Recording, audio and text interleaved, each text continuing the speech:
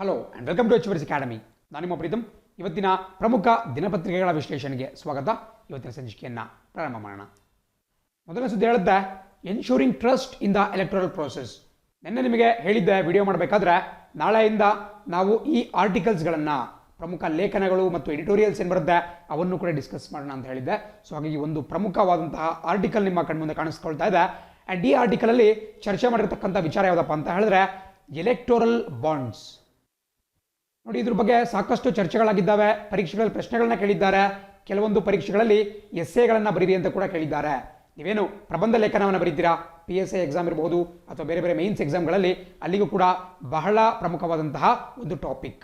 ನಿಮಗೆ ಈ ಚುನಾವಣಾ ಸುಧಾರಣೆ ಅಥವಾ ಎಲೆಕ್ಟ್ರಲ್ ರಿಫಾರ್ಮ್ಸ್ ಬಗ್ಗೆ ಏನಾದರೂ ಬರೀರಿ ಅಂತ ಹೇಳಿದ್ರೆ ಅಂತೇಳಿ ಪ್ರಬಂಧವನ್ನು ಕೊಟ್ಟರೆ ನೀವು ಎಲೆಕ್ಟ್ರಲ್ ಬಾಂಡ್ಸನ್ನು ಅಲ್ಲಿ ಇನ್ಕ್ಲೂಡ್ ಮಾಡ್ಕೊಳ್ಳೇಬೇಕಾಗುತ್ತೆ. ಆ್ಯಂಡ್ ಇಲ್ಲಿ ನಿಮಗೆ ಕಾಣಿಸ್ತಾ ಇರತಕ್ಕಂತಹದ್ದು ಕೇಂದ್ರ ಮಂತ್ರಿ ಸಚಿವರಾಗಿರ್ತಕ್ಕಂತಹ ಶ್ರೀಯುತ ಪಿಯೂಷ್ ಗೋಯಲ್ ಅವರು.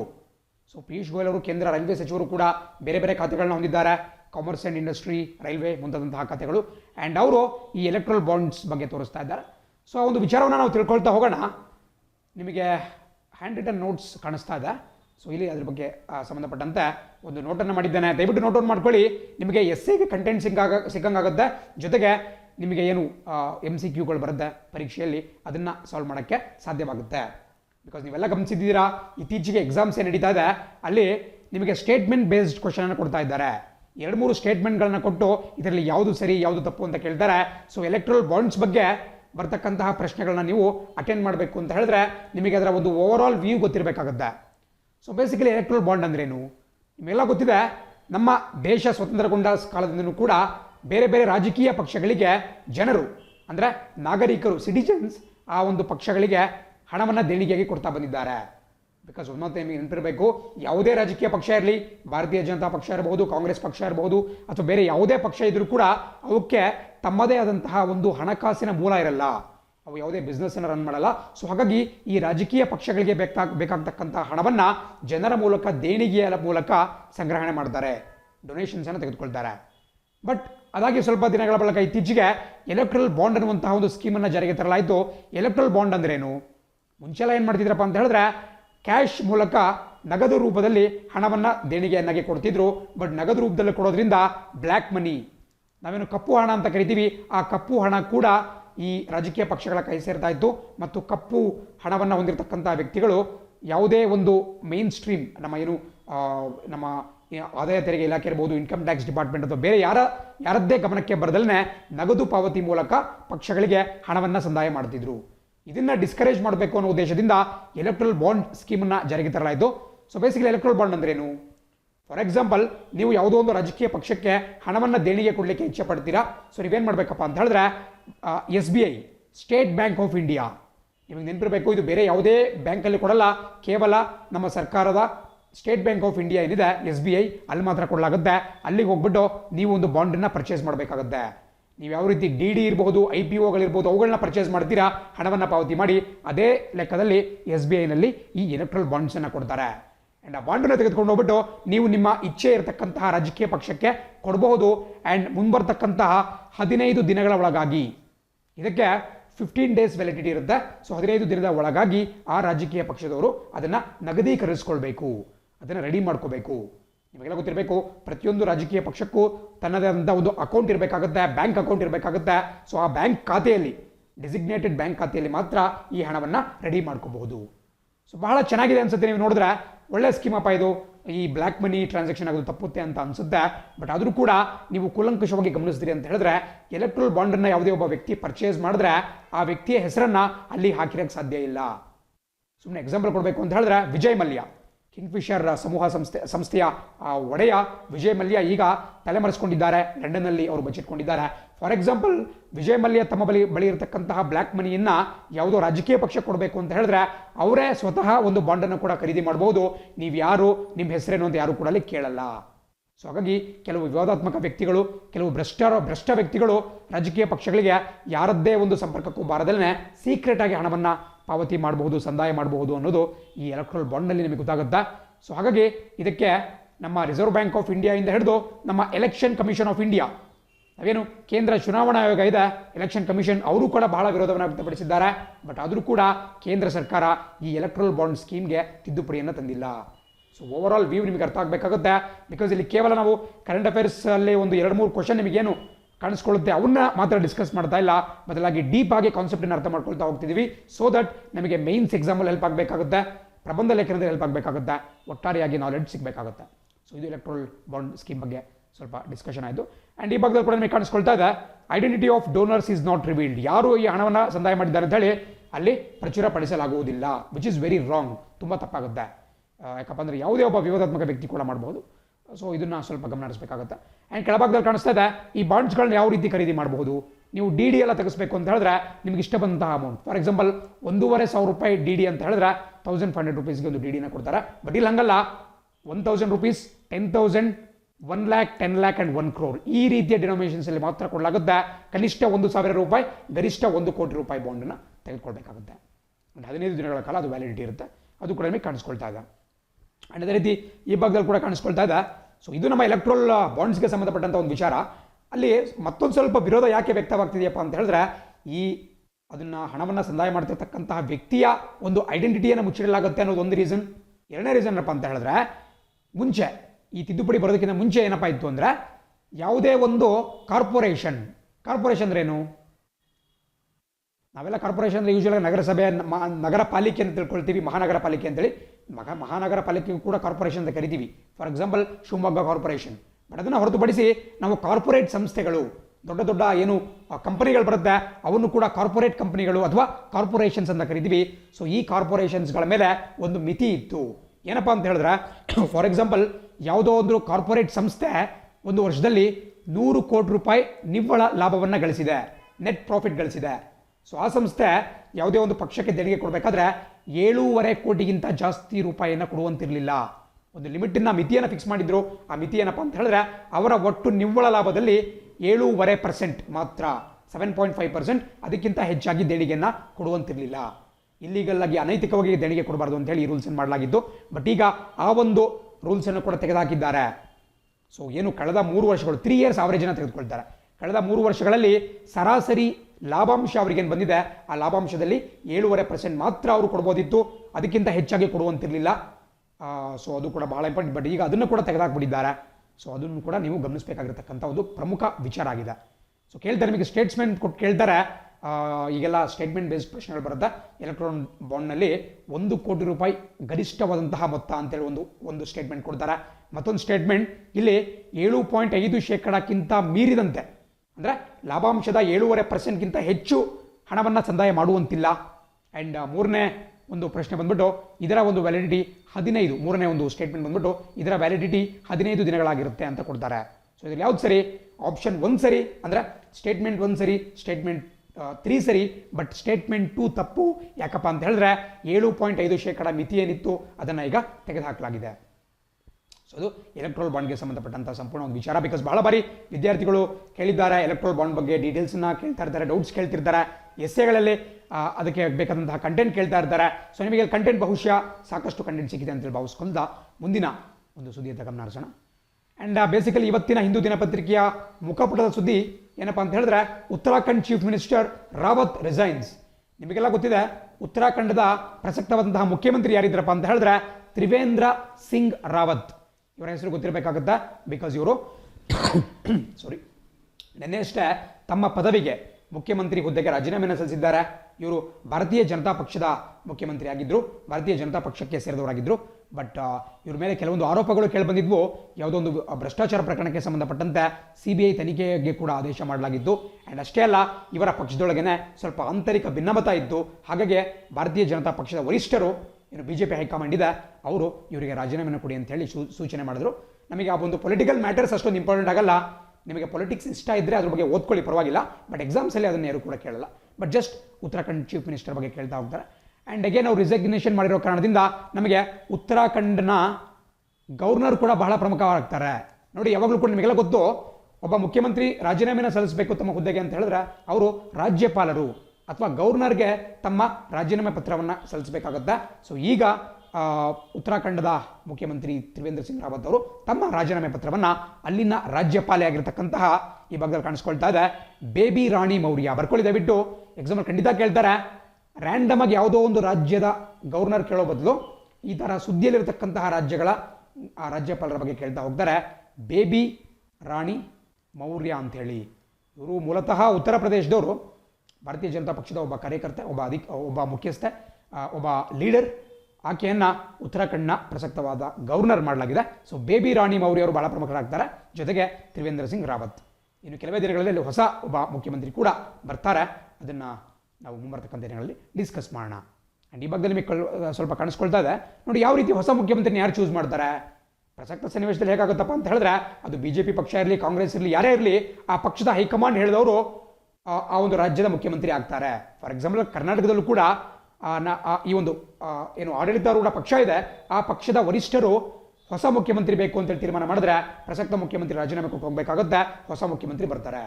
ಬಟ್ ಕಾನ್ಸ್ಟಿಟ್ಯೂಷನಲಿ ಸಂವಿಧಾನಾತ್ಮಕವಾಗಿ ನೀವು ನೋಡೋದಾದ್ರೆ ಯಾವ ರೀತಿ ಒಬ್ಬ ಮುಖ್ಯಮಂತ್ರಿ ಆಯ್ಕೆ ಆಗ್ತಾರಪ್ಪ ಅಂತ ಹೇಳಿದ್ರೆ, ಯಾವ ಪಕ್ಷಕ್ಕೆ ಸ್ಪಷ್ಟ ಬಹುಮತ ಬಂದಿರುತ್ತೆ, ಯಾವುದು ಮೆಜಾರಿಟಿ ಪಾರ್ಟಿ ಇರುತ್ತೆ, ಬಹುಮತವನ್ನು ಹೊಂದಿರತಕ್ಕಂಥ ಪಾರ್ಟಿ ಇರುತ್ತೆ, ಆ ಪಾರ್ಟಿಯ ಶಾಸಕಾಂಗ ಪಕ್ಷದ ಸಭೆಯನ್ನು ಕರೆಯಲಾಗುತ್ತೆ. ನಿಮಗೆಲ್ಲ ಗೊತ್ತಿರಬೇಕು, ನೀವು ಪೊಲಿಟಿಕ್ಸಲ್ಲಿ ಇಂಟ್ರೆಸ್ಟನ್ನು ಹೊಂದಿದ್ರೆ ನಿಮಗೆಲ್ಲ ಗೊತ್ತಿರುತ್ತೆ. ಬಟ್ ಸ್ಟಿಲ್ ಇದು ನಮ್ಮ ಇಂಡಿಯನ್ ಕಾನ್ಸ್ಟಿಟ್ಯೂಷನ್ ಒಂದು ದೃಷ್ಟಿಕೋನದಿಂದ ಕೂಡ ಬಹಳ ಪ್ರಮುಖವಾಗಿರುತ್ತೆ. ಶಾಸಕಾಂಗ ಪಕ್ಷದ ಸಭೆ ಅಂದ್ರೇನು, ಇಂಗ್ಲೀಷಲ್ಲಿ ಲೆಜಿಸ್ಲೇಚರ್ ಪಾರ್ಟಿ ಮೀಟಿಂಗ್ ಅಂತ ಕರೆಯಲಾಗುತ್ತೆ. ಈ ಭಾಗದಲ್ಲಿ ಕಾಣಿಸ್ಕೊಳ್ತಾ ಇರ್ಬೋದು ನಿಮಗೆ ಲೆಜಿಸ್ಲೇಚರ್ ಪಾರ್ಟಿ ಅಂದ್ರೇನು. ನಿಮಗೆ ಎಕ್ಸಾಂಪಲ್ ಕೊಡ್ತೀನಿ. ಭಾರತೀಯ ಜನತಾ ಪಕ್ಷ, ಫಾರ್ ಎಕ್ಸಾಂಪಲ್ ಈಗ ಕರ್ನಾಟಕದಲ್ಲಿ ಆಡಳಿತದಲ್ಲಿರತಕ್ಕಂತಹದ್ದು BJP ರೂಲಿಂಗ್ ಪಾರ್ಟಿ. ಸೊ BJPಯ ಎಲ್ಲ ಶಾಸಕರೇನಿದ್ದಾರೆ, ವಿಧಾನಸಭಾ ಶಾಸಕರಿದ್ದಾರೆ, ಆ ಪ್ರತಿಯೊಬ್ಬ ಶಾಸಕರ ಒಂದು ಮೀಟಿಂಗ್ ನಾವೇನು ಆಯೋಜನೆ ಮಾಡ್ತೀವಿ, ಆ ಮೀಟಿಂಗ್ನ ಶಾಸಕಾಂಗ ಪಕ್ಷದ ಸಭೆ ಅಥವಾ ಲೆಜಿಸ್ಲೇಚರ್ ಪಾರ್ಟಿ ಮೀಟಿಂಗ್ ಅಂತ ಕರಿತೀವಿ. ಫಾರ್ ಎಕ್ಸಾಂಪಲ್ ಯಾರೋ ಒಬ್ಬ ಭಾರತೀಯ ಜನತಾ ಪಕ್ಷದ ನಾಯಕ ಇದ್ದಾನೆ, ಅವನು ಪ್ರಸಕ್ತವಾಗಿ MLA ಆಗಿಲ್ಲ, ಅವನು ಮೀಟಿಂಗನ್ನು ಅಟೆಂಡ್ ಮಾಡ್ತಿದ್ದೇನೆ ಅಂತ ಹೇಳಿದ್ರೆ ಅದು ಶಾಸಕಾಂಗ ಪಕ್ಷದ ಮೀಟಿಂಗ್ ಆಗಲ್ಲ, ಬದಲಾಗಿ ಪಾರ್ಟಿ ಮೀಟಿಂಗ್ ಆಗುತ್ತೆ, ಅವನು ರಾಜಕೀಯ ಪಕ್ಷದ ಮೀಟಿಂಗ್ ಆಗುತ್ತೆ. ಬಟ್ ಶಾಸಕಾಂಗ ಪಕ್ಷ ಅಂತ ಹೇಳಿದ್ರೆ ಕೇವಲ ಚುನಾಯಿತ ಶಾಸಕರು ಮಾತ್ರ, ಅಂದರೆ ಏನು MLAಗಳಿರ್ತಾರೆ, ಮೆಂಬರ್ಸ್ ಆಫ್ ಲೆಜಿಸ್ಲೇಟಿವ್ ಅಸೆಂಬ್ಲಿ, ಅವ್ರು ಮಾತ್ರ ಭಾಗವಹಿಸ್ತಾರೆ. ಅದನ್ನು ಲೆಜಿಸ್ಲೇಚರ್ ಪಾರ್ಟಿ ಮೀಟಿಂಗ್ ಅಂತ ಕರಿತೀವಿ. ಇದು ಚುನಾವಣೆ ನಡೆದ ತಕ್ಷಣ ಅದು ಒಂದು ಮೀಟಿಂಗ್ ನಡೆಯುತ್ತೆ. ಆ ಮೀಟಿಂಗ್ನಲ್ಲಿ ಆ ಒಂದು ಪಕ್ಷದ ನಾಯಕರನ್ನ ಒಂದು ಘೋಷಣೆ ಮಾಡಲಾಗುತ್ತೆ. ಇದು ಕೇವಲ ರೂಲಿಂಗ್ ಪಾರ್ಟಿ ಮಾತ್ರವಲ್ಲ, ಪ್ರತಿಯೊಂದು ಪಕ್ಷಗಳು ಕೂಡ ಮಾಡ್ಕೊಳ್ತವೆ. ಕಾಂಗ್ರೆಸ್ ಪಕ್ಷ ತನ್ನದೇ ಆದಂತಹ ಶಾಸಕಾಂಗ ಪಕ್ಷದ ಸಭೆಯನ್ನು ಮಾಡುತ್ತೆ, JDS ಪಕ್ಷವು ಕೂಡ ಮಾಡುತ್ತೆ, ಆ್ಯಂಡ್ ಅಲ್ಲಲ್ಲಿ ಅವರ ನಾಯಕರನ್ನ ಆಯ್ಕೆ ಮಾಡ್ಕೊಳ್ತಾರೆ. ಬಟ್ ಕೊನೆಯದಾಗಿ ಯಾವ ಪಕ್ಷಕ್ಕೆ ಒಂದು ಬಹುಮತ ಇರುತ್ತೋ ಆ ಪಕ್ಷದ ಶಾಸಕಾಂಗ ಸಭೆಯ ಶಾಸಕಾಂಗ ನಾಯಕ ಯಾರಿರ್ತಾರೆ, ಲೆಜಿಸ್ಲೇಚರ್ ಲೀಡರ್ ಯಾರಿರ್ತಾರೆ, ಅವರಿಗೆ ರಾಜ್ಯಪಾಲರು ಒಂದು ಆಮಂತ್ರಣವನ್ನು ಕೊಡ್ತಾರೆ. ದಯವಿಟ್ಟು ಬಂದ್ಬಿಟ್ಟು ಮುಖ್ಯಮಂತ್ರಿಗಳಾಗಿ ಪ್ರಮಾಣ ವಚನ ಸ್ವೀಕರಿಸಿ ಅಂತೇಳಿ ಆಮಂತ್ರಣ ಕೊಡ್ತಾರೆ. ಸೊ ಇನ್ನು ಒಂದು 2-3 ದಿನದಲ್ಲಿ ಏನಾಗುತ್ತಪ್ಪ ಅಂತ ಹೇಳಿದ್ರೆ, ಉತ್ತರಾಖಂಡದಲ್ಲಿ BJP ಈಗ ರೂಲಿಂಗ್ ಪಾರ್ಟಿ. ಸೊ BJPಯ ಎಲ್ಲ ಶಾಸಕರು ಒಟ್ಟುಗೂಡ್ಬಿಟ್ಟು ಒಬ್ಬ ಹೊಸ ಶಾಸಕಾಂಗ ಪಕ್ಷದ ನಾಯಕರನ್ನು ಆಯ್ಕೆ ಮಾಡ್ತಾರೆ, ಲೆಜಿಸ್ಲೇಚರ್ ಪಾರ್ಟಿ ಲೀಡರ್. ಆ್ಯಂಡ್ ಆ ಲೀಡರ್ಗೆ ನಮ್ಮ ಗವರ್ನರ್ ಬೇಬಿ ರಾಣಿ ಮೌರ್ಯ ಅವರು ಆಮಂತ್ರಣವನ್ನು ಕೊಡ್ತಾರೆ. ಆ ಬಳಿಕ ಅವರು ಓತ್ ತಗೊತಾರೆ, ಅಂದರೆ ಅವರು ಸ್ವೇರಿಂಗ್, ನಾವೇನು ಪ್ರಮಾಣ ವಚನ ಅಂತ ಕರಿತೀವಿ, ಪ್ರಮಾಣ ವಚನ ಸ್ವೀಕರಿಸ್ತಾರೆ. ಅದಾಗಿ ಕೆಲವು ದಿನಗಳಲ್ಲಿ ಒಂದು ಹೊಸ ಸೆಷನ್ ಸ್ಟಾರ್ಟ್ ಆಗುತ್ತೆ. ಅಲ್ಲಿನ ಒಂದು ವಿಧಾನಸಭೆಯಲ್ಲಿ ಒಂದು ಹೊಸ ಸೆಷನ್ ಸ್ಟಾರ್ಟ್ ಆಗುತ್ತೆ. ಅಲ್ಲಿ ತಮ್ಮ ಬಹುಮತವನ್ನು ಅವರು ಸಾಬೀತುಪಡಿಸಬೇಕಾಗುತ್ತೆ. ಅದನ್ನು ಫ್ಲೋರ್ ಟೆಸ್ಟ್ ಅಂತ ಕೂಡ ಕರಿತೀವಿ, ಅಥವಾ ವಿಶ್ವಾಸ ಮತ ಯಾಚನೆ, ಕಾನ್ಫಿಡೆನ್ಸ್ ಮೋಷನ್ ಅಂತ ಕೂಡ ಕರೀತಾ ಹೋಗ್ತೀವಿ. ಇದರ ಡೀಟೇಲ್ಸ್ ನಿಮಗೆ ಗೊತ್ತಿರಬೇಕಾಗುತ್ತೆ, ಯಾವಾಗಲೂ ಕೂಡ ಬಹಳ ಪ್ರಮುಖವಾಗಿರುತ್ತೆ. ಆ್ಯಂಡ್ ಮತ್ತೊಂದು ಸುದ್ದಿ ಹೇಳುತ್ತೆ, ಸುಪ್ರೀಂ ಕೋರ್ಟ್ ಕ್ವೆಶನ್ಸ್ ಡಿಲೇ ಇನ್ setting up environment regulator. So ಇಲ್ಲಿ ಒಂದು ಬಹುಮುಖ್ಯವಾದಂಥ ಅಂಶದ ಬಗ್ಗೆ ನೀವು ಗಮನಿಸಬೇಕಾಗುತ್ತೆ. 2011ನೇ ಇಸ್ವಿಯಲ್ಲಿ ಒಂದು ಪ್ರಮುಖವಾದಂತಹ ಕೇಸ್ ನಡೆಯುತ್ತೆ. ನಾನು ನಿನ್ನೆ ವಿಡಿಯೋ ಮಾಡಬೇಕಾದ್ರೆ ನಿಮಗೆ ಇಂದಿರಾ ಸಾಹ್ನಿ ಪ್ರಕರಣದ ಬಗ್ಗೆ ಮಾತಾಡಿದ್ದೆ. ಆ್ಯಂಡ್ ಇವಾಗ ಏನಪ್ಪ ಅಂತ ಹೇಳಿದ್ರೆ ಲ್ಯಾಫರ್ಜ್ ಮೈನಿಂಗ್ ಕೇಸ್, ದಯವಿಟ್ಟು ಬರ್ಕೊಳ್ಳಿ. ಲ್ಯಾಫರ್ಜ್ ಮೈನಿಂಗ್ ಕೇಸ್ 2011ರಲ್ಲಿ ನಡೆಯುತ್ತೆ.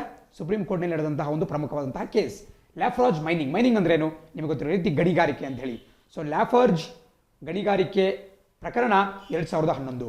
ಸೊ ಈ ಒಂದು ಪ್ರಕರಣದ ವಿಚಾರಣೆ ನಡೆಸಬೇಕಾದ್ರೆ ನಮ್ಮ ಮಾನ್ಯ ಸುಪ್ರೀಂ ಕೋರ್ಟ್ ಒಂದು ತೀರ್ಪನ್ನು ಕೊಟ್ಟಿರುತ್ತೆ.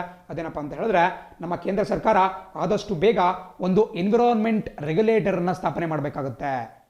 ಏನು ಎನ್ವಿರಾನ್ಮೆಂಟ್ ರೆಗ್ಯುಲೇಟರ್ ಅಂತ ಹೇಳಿದ್ರೆ ಇಲ್ಲಿ ಕಾಣಿಸ್ತಾ ಇದೆ ನಿಮಗೆ, ನ್ಯಾಷನಲ್ ಎನ್ವಿರಾನ್ಮೆಂಟ್ ರೆಗ್ಯುಲೇಟರಿ ಬಾಡಿ, ಅಂದರೆ ಒಂದು ರಾಷ್ಟ್ರೀಯ ಪರಿಸರ ನಿಯಂತ್ರಣ ಮಂಡಳಿಯನ್ನು ಅಥವಾ ಒಂದು ನಿಯಂತ್ರಣ ಪ್ರಾಧಿಕಾರವನ್ನು ಅಥವಾ ನಿಯಂತ್ರಣ ಮಾಡಲಿಕ್ಕೆ ಒಂದು ಸಂಸ್ಥೆನ ನೇಮಕ ಮಾಡಬೇಕು ಅಂತ ಹೇಳಿ ಸುಪ್ರೀಂ ಕೋರ್ಟ್ ಹೇಳಿರುತ್ತೆ.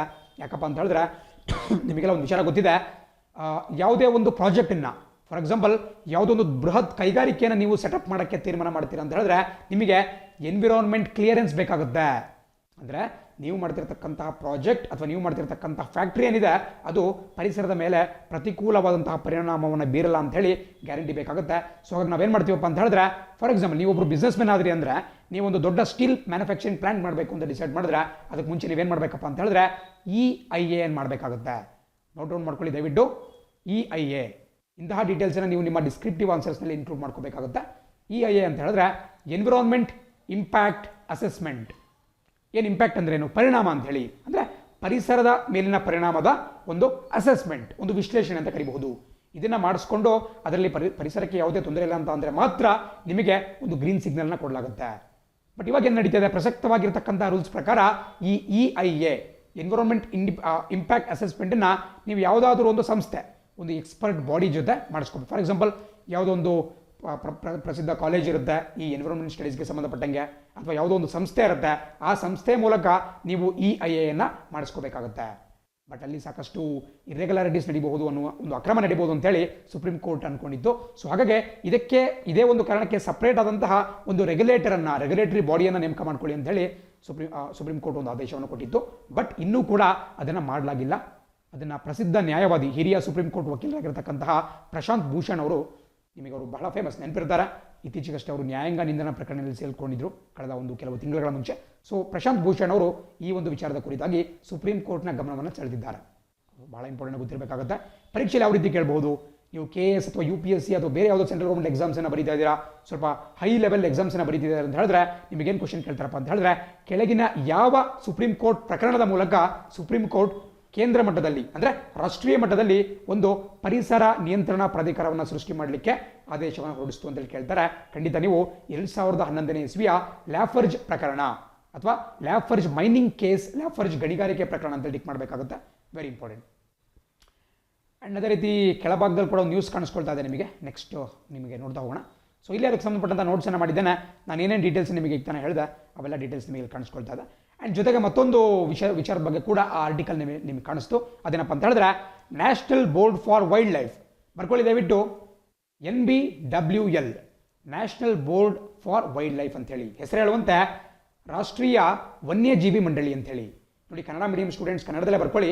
NBWF ಅಂತ ಹೇಳಿದ್ರೆ national board for wild life, ಕನ್ನಡದಲ್ಲಿ ರಾಷ್ಟ್ರೀಯ ವನ್ಯಜೀವಿ ಮಂಡಳಿ ಅಂತ ಕರಿಬೋದು. ಸೊ ಬಹಳ ಪ್ರಮುಖವಾಗಿರುತ್ತೆ. ನಮ್ಮ ದೇಶದಲ್ಲಿ ಯಾವುದೇ ಒಂದು ನ್ಯಾಷನಲ್ ಪಾರ್ಕ್, ನಾವೇನಂತ ಕರಿತೀವಿ, ರಾಷ್ಟ್ರೀಯ ಉದ್ಯಾನವನಗಳು ಅಂತ ಕರಿತೀವಿ. ಅದೇ ರೀತಿ ವೈಲ್ಡ್ ಲೈಫ್ ಸ್ಯಾಂಕ್ಚುರೀಸ್ ಅಂದರೆ ನಾವೇನು ವನ್ಯಜೀವಿ ಸಂರಕ್ಷಿತ ಅರಣ್ಯಗಳು ಅಂತ ಕರಿತೀವಿ. ಸೊ ಇಂತಹ ಸೆನ್ಸಿಟಿವ್ ಪ್ರದೇಶಗಳಲ್ಲಿ ಯಾವುದೇ ಒಂದು ಪ್ರಾಜೆಕ್ಟನ್ನು ಮಾಡಬೇಕು, ಯಾವುದೋ ಒಂದು ಫ್ಯಾಕ್ಟ್ರಿಗಳನ್ನ ನಿರ್ಮಾಣ ಮಾಡಬೇಕು, ಅಥವಾ ಯಾವುದೋ ಒಂದು ಕನ್ಸ್ಟ್ರಕ್ಷನ್ನ ಮಾಡಬೇಕು ಅಂತ ಹೇಳಿದ್ರೆ ನೀವು ಖಂಡಿತವಾಗಿ ಈ NBWF national board for wild ಲೈಫ್ನ ಒಂದು ಅನುಮತಿಯನ್ನು ಪಡೆದುಕೊಳ್ಬೇಕಾಗುತ್ತೆ. ಇದು ಬಹಳ ಉನ್ನತ ಮಟ್ಟದ ಒಂದು ಸಮಿತಿ.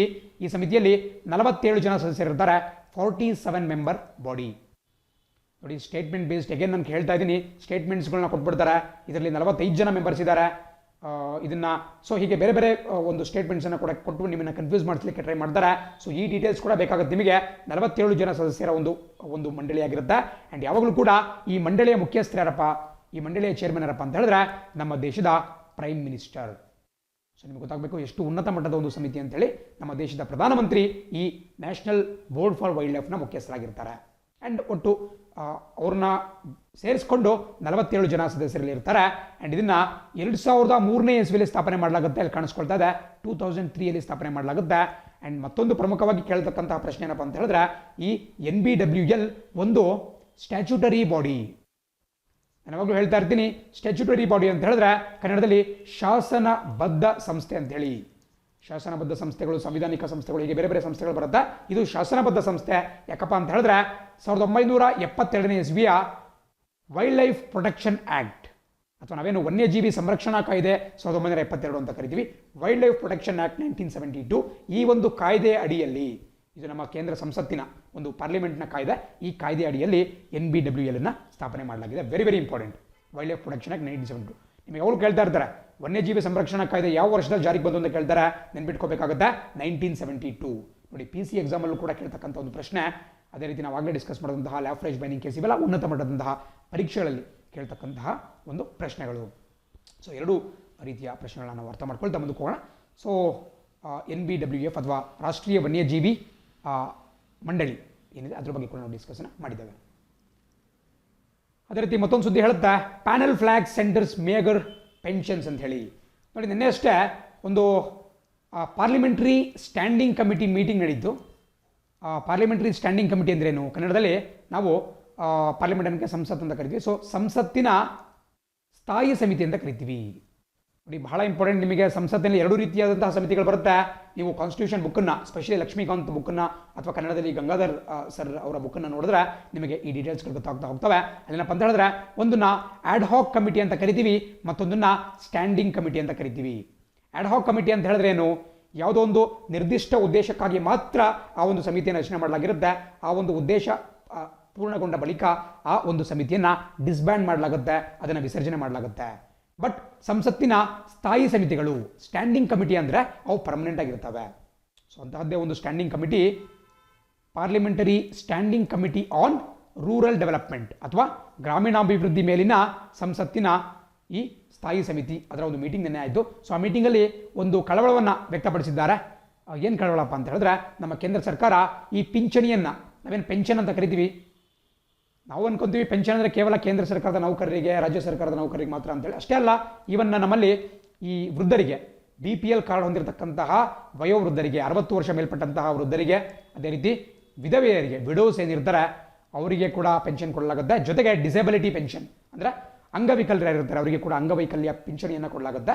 ಬಟ್ ಕೊಡ್ತಕ್ಕಂತಹ ಅಮೌಂಟ್ ಬಹಳ ಕಡಿಮೆ ಅಂಥೇಳಿ ನಮ್ಮ ಈ ಸ್ಥಾಯಿ ಸಮಿತಿ ಒಂದು ಕಳವಳವನ್ನು ವ್ಯಕ್ತಪಡಿಸಿದೆ. ಯಾಕಪ್ಪ ಅಂದರೆ ಇಲ್ಲಿ ಕಾಣಿಸ್ತಾ ಇದೆ ನಿಮಗೆ, ತಿಂಗಳಿಗೆ ಕೇವಲ 200 ರಿಂದ 500 ರೂಪಾಯಿ ಮಾತ್ರ ಕೊಡಲಾಗುತ್ತೆ. 60 ವರ್ಷ ಮೇಲ್ಪಟ್ಟಂತಹ ವೃದ್ಧರಿಗೆ 200 ರೂಪಾಯಿ, ಅದೇ ರೀತಿ 80 ವರ್ಷ ಮೇಲ್ಪಟ್ಟಂತಹ ವೃದ್ಧರಿಗೆ 500 ರೂಪಾಯಿ, ಹೀಗೆ ಬಹಳ ಕಡಿಮೆ ಅಮೌಂಟನ್ನು ಕೊಡಲಾಗುತ್ತೆ. ಒಂದು ತಿಂಗಳಿಗೆ 200 ರಿಂದ 500 ರೂಪಾಯಿ ಯಾವುದೇ ಕಾರಣಕ್ಕೂ ಕೂಡ ಸಾಲೋದಿಲ್ಲ. ಸೊ ಹಾಗಾಗಿ ಅದರಲ್ಲಿ ಹೆಚ್ಚಳವನ್ನು ಮಾಡಬೇಕು ಅಂತ ಹೇಳಿ ಒಂದು ರಿಕ್ವೆಸ್ಟನ್ನು ಮಾಡ್ಕೊಳ್ಳಲಾಗಿದೆ, ಅಥವಾ ಒಂದು ಅಂಶವನ್ನು ಗಮನಿಸಲಾಗಿದೆ. ಸೊ ಇದು ಬಹಳ ಪ್ರಮುಖವಾಗಿ ಗೊತ್ತಿರಬೇಕಾಗುತ್ತೆ ನಿಮಗೆ. ಸೊ ನಾನೇನೀಗ ರೂರಲ್ ಡೆವಲಪ್ಮೆಂಟ್ ಬಗ್ಗೆ ಒಂದು ಸಮಿತಿಯ ಬಗ್ಗೆ ಮಾತಾಡಿದೆ. ಇದನ್ನು ನಾವು ಡಿಪಾರ್ಟ್ಮೆಂಟಲ್ ಸ್ಟ್ಯಾಂಡಿಂಗ್ ಕಮಿಟಿ ಅಂತ ಕರಿತೀವಿ. ಅಂದರೆ ಈ ಸ್ಥಾಯಿ ಸಮಿತಿಗಳಲ್ಲೇ ಬೇರೆ ಬೇರೆ ಸ್ಥಾಯಿ ಸಮಿತಿಗಳು ಬರುತ್ತೆ. ಅದರಲ್ಲಿ ನಾವು ಒಂದು ಭಾಗವನ್ನು ಡಿಪಾರ್ಟ್ಮೆಂಟಲ್ ಸ್ಟ್ಯಾಂಡಿಂಗ್ ಕಮಿಟಿ ಅಂತ ಕರಿತೀವಿ, ಅಥವಾ ಇಲಾಖಾವಾರು ಸ್ಥಾಯಿ ಸಮಿತಿಗಳು ಅಂತೇಳಿ. ಸೊ ಹೆಸರು ಹೇಳುವಂತೆ ಇದು ರೂರಲ್ ಡೆವಲಪ್ಮೆಂಟ್ ಇಲಾಖೆಗೆ ಸಂಬಂಧಪಟ್ಟಂಥ ಒಂದು ಸಮಿತಿ ಆಗಿರುತ್ತೆ. ಆ್ಯಂಡ್ ಇದರಲ್ಲಿ 31 ಜನ ಸದಸ್ಯರಿರ್ತಾರೆ. ವೆರಿ ಇಂಪಾರ್ಟೆಂಟ್, ಕೇಳ್ತಾರೆ, ಪದೇ ಪದೇ ಕೇಳ್ತಾರೆ. ಸ್ಪೆಷಲಿ ಹೈಯರ್ ಲೆವೆಲ್ ಎಕ್ಸಾಮ್ಸ್ನಲ್ಲಿ ಕಾನ್ಸ್ಟಿಟ್ಯೂಷನಲ್ಲಿ ಒಂದು ಕ್ವಶನ್ ಬರುತ್ತೆ. ಈ ಸ್ಥಾಯಿ ಸಮಿತಿಗಳು, ಪಾರ್ಲಿಮೆಂಟರಿ ಸ್ಟ್ಯಾಂಡಿಂಗ್ ಕಮಿಟೀಸ್ ಏನಿರುತ್ತೆ ಅದರ ಸದಸ್ಯರ ಸಂಖ್ಯೆನ ಕೇಳ್ತಾರೆ. ವಿಶೇಷವಾಗಿ ಡಿಪಾರ್ಟ್ಮೆಂಟಲ್ ಸ್ಟ್ಯಾಂಡಿಂಗ್ ಕಮಿಟೀಸ್ ಅಂದರೆ ನಿಮಗೆ ಗೊತ್ತಿರಬೇಕಾಗುತ್ತೆ, ಈ ಇಲಾಖಾವಾರು ಸ್ಥಾಯಿ ಸಮಿತಿಗಳಲ್ಲಿ 24 ಸಮಿತಿಗಳು ಬರುತ್ತೆ. ನೆನ್ಪಿಟ್ಕೋಬೇಕಾಗುತ್ತೆ, very important. 24 departmental standing committees, 24 departmental standing committees ಅಥವಾ 24 ಇಲಾಖಾವಾರು ಸ್ಥಾಯಿ ಸಮಿತಿಗಳು ಬರುತ್ತೆ. ಆ್ಯಂಡ್ ಈ 24 ಸಮಿತಿಗಳಲ್ಲಿ ಒಟ್ಟು 31 ಜನ ಸದಸ್ಯರಿದ್ದಾರೆ. ಸದಸ್ಯರಂದ್ರೆ ಯಾರು?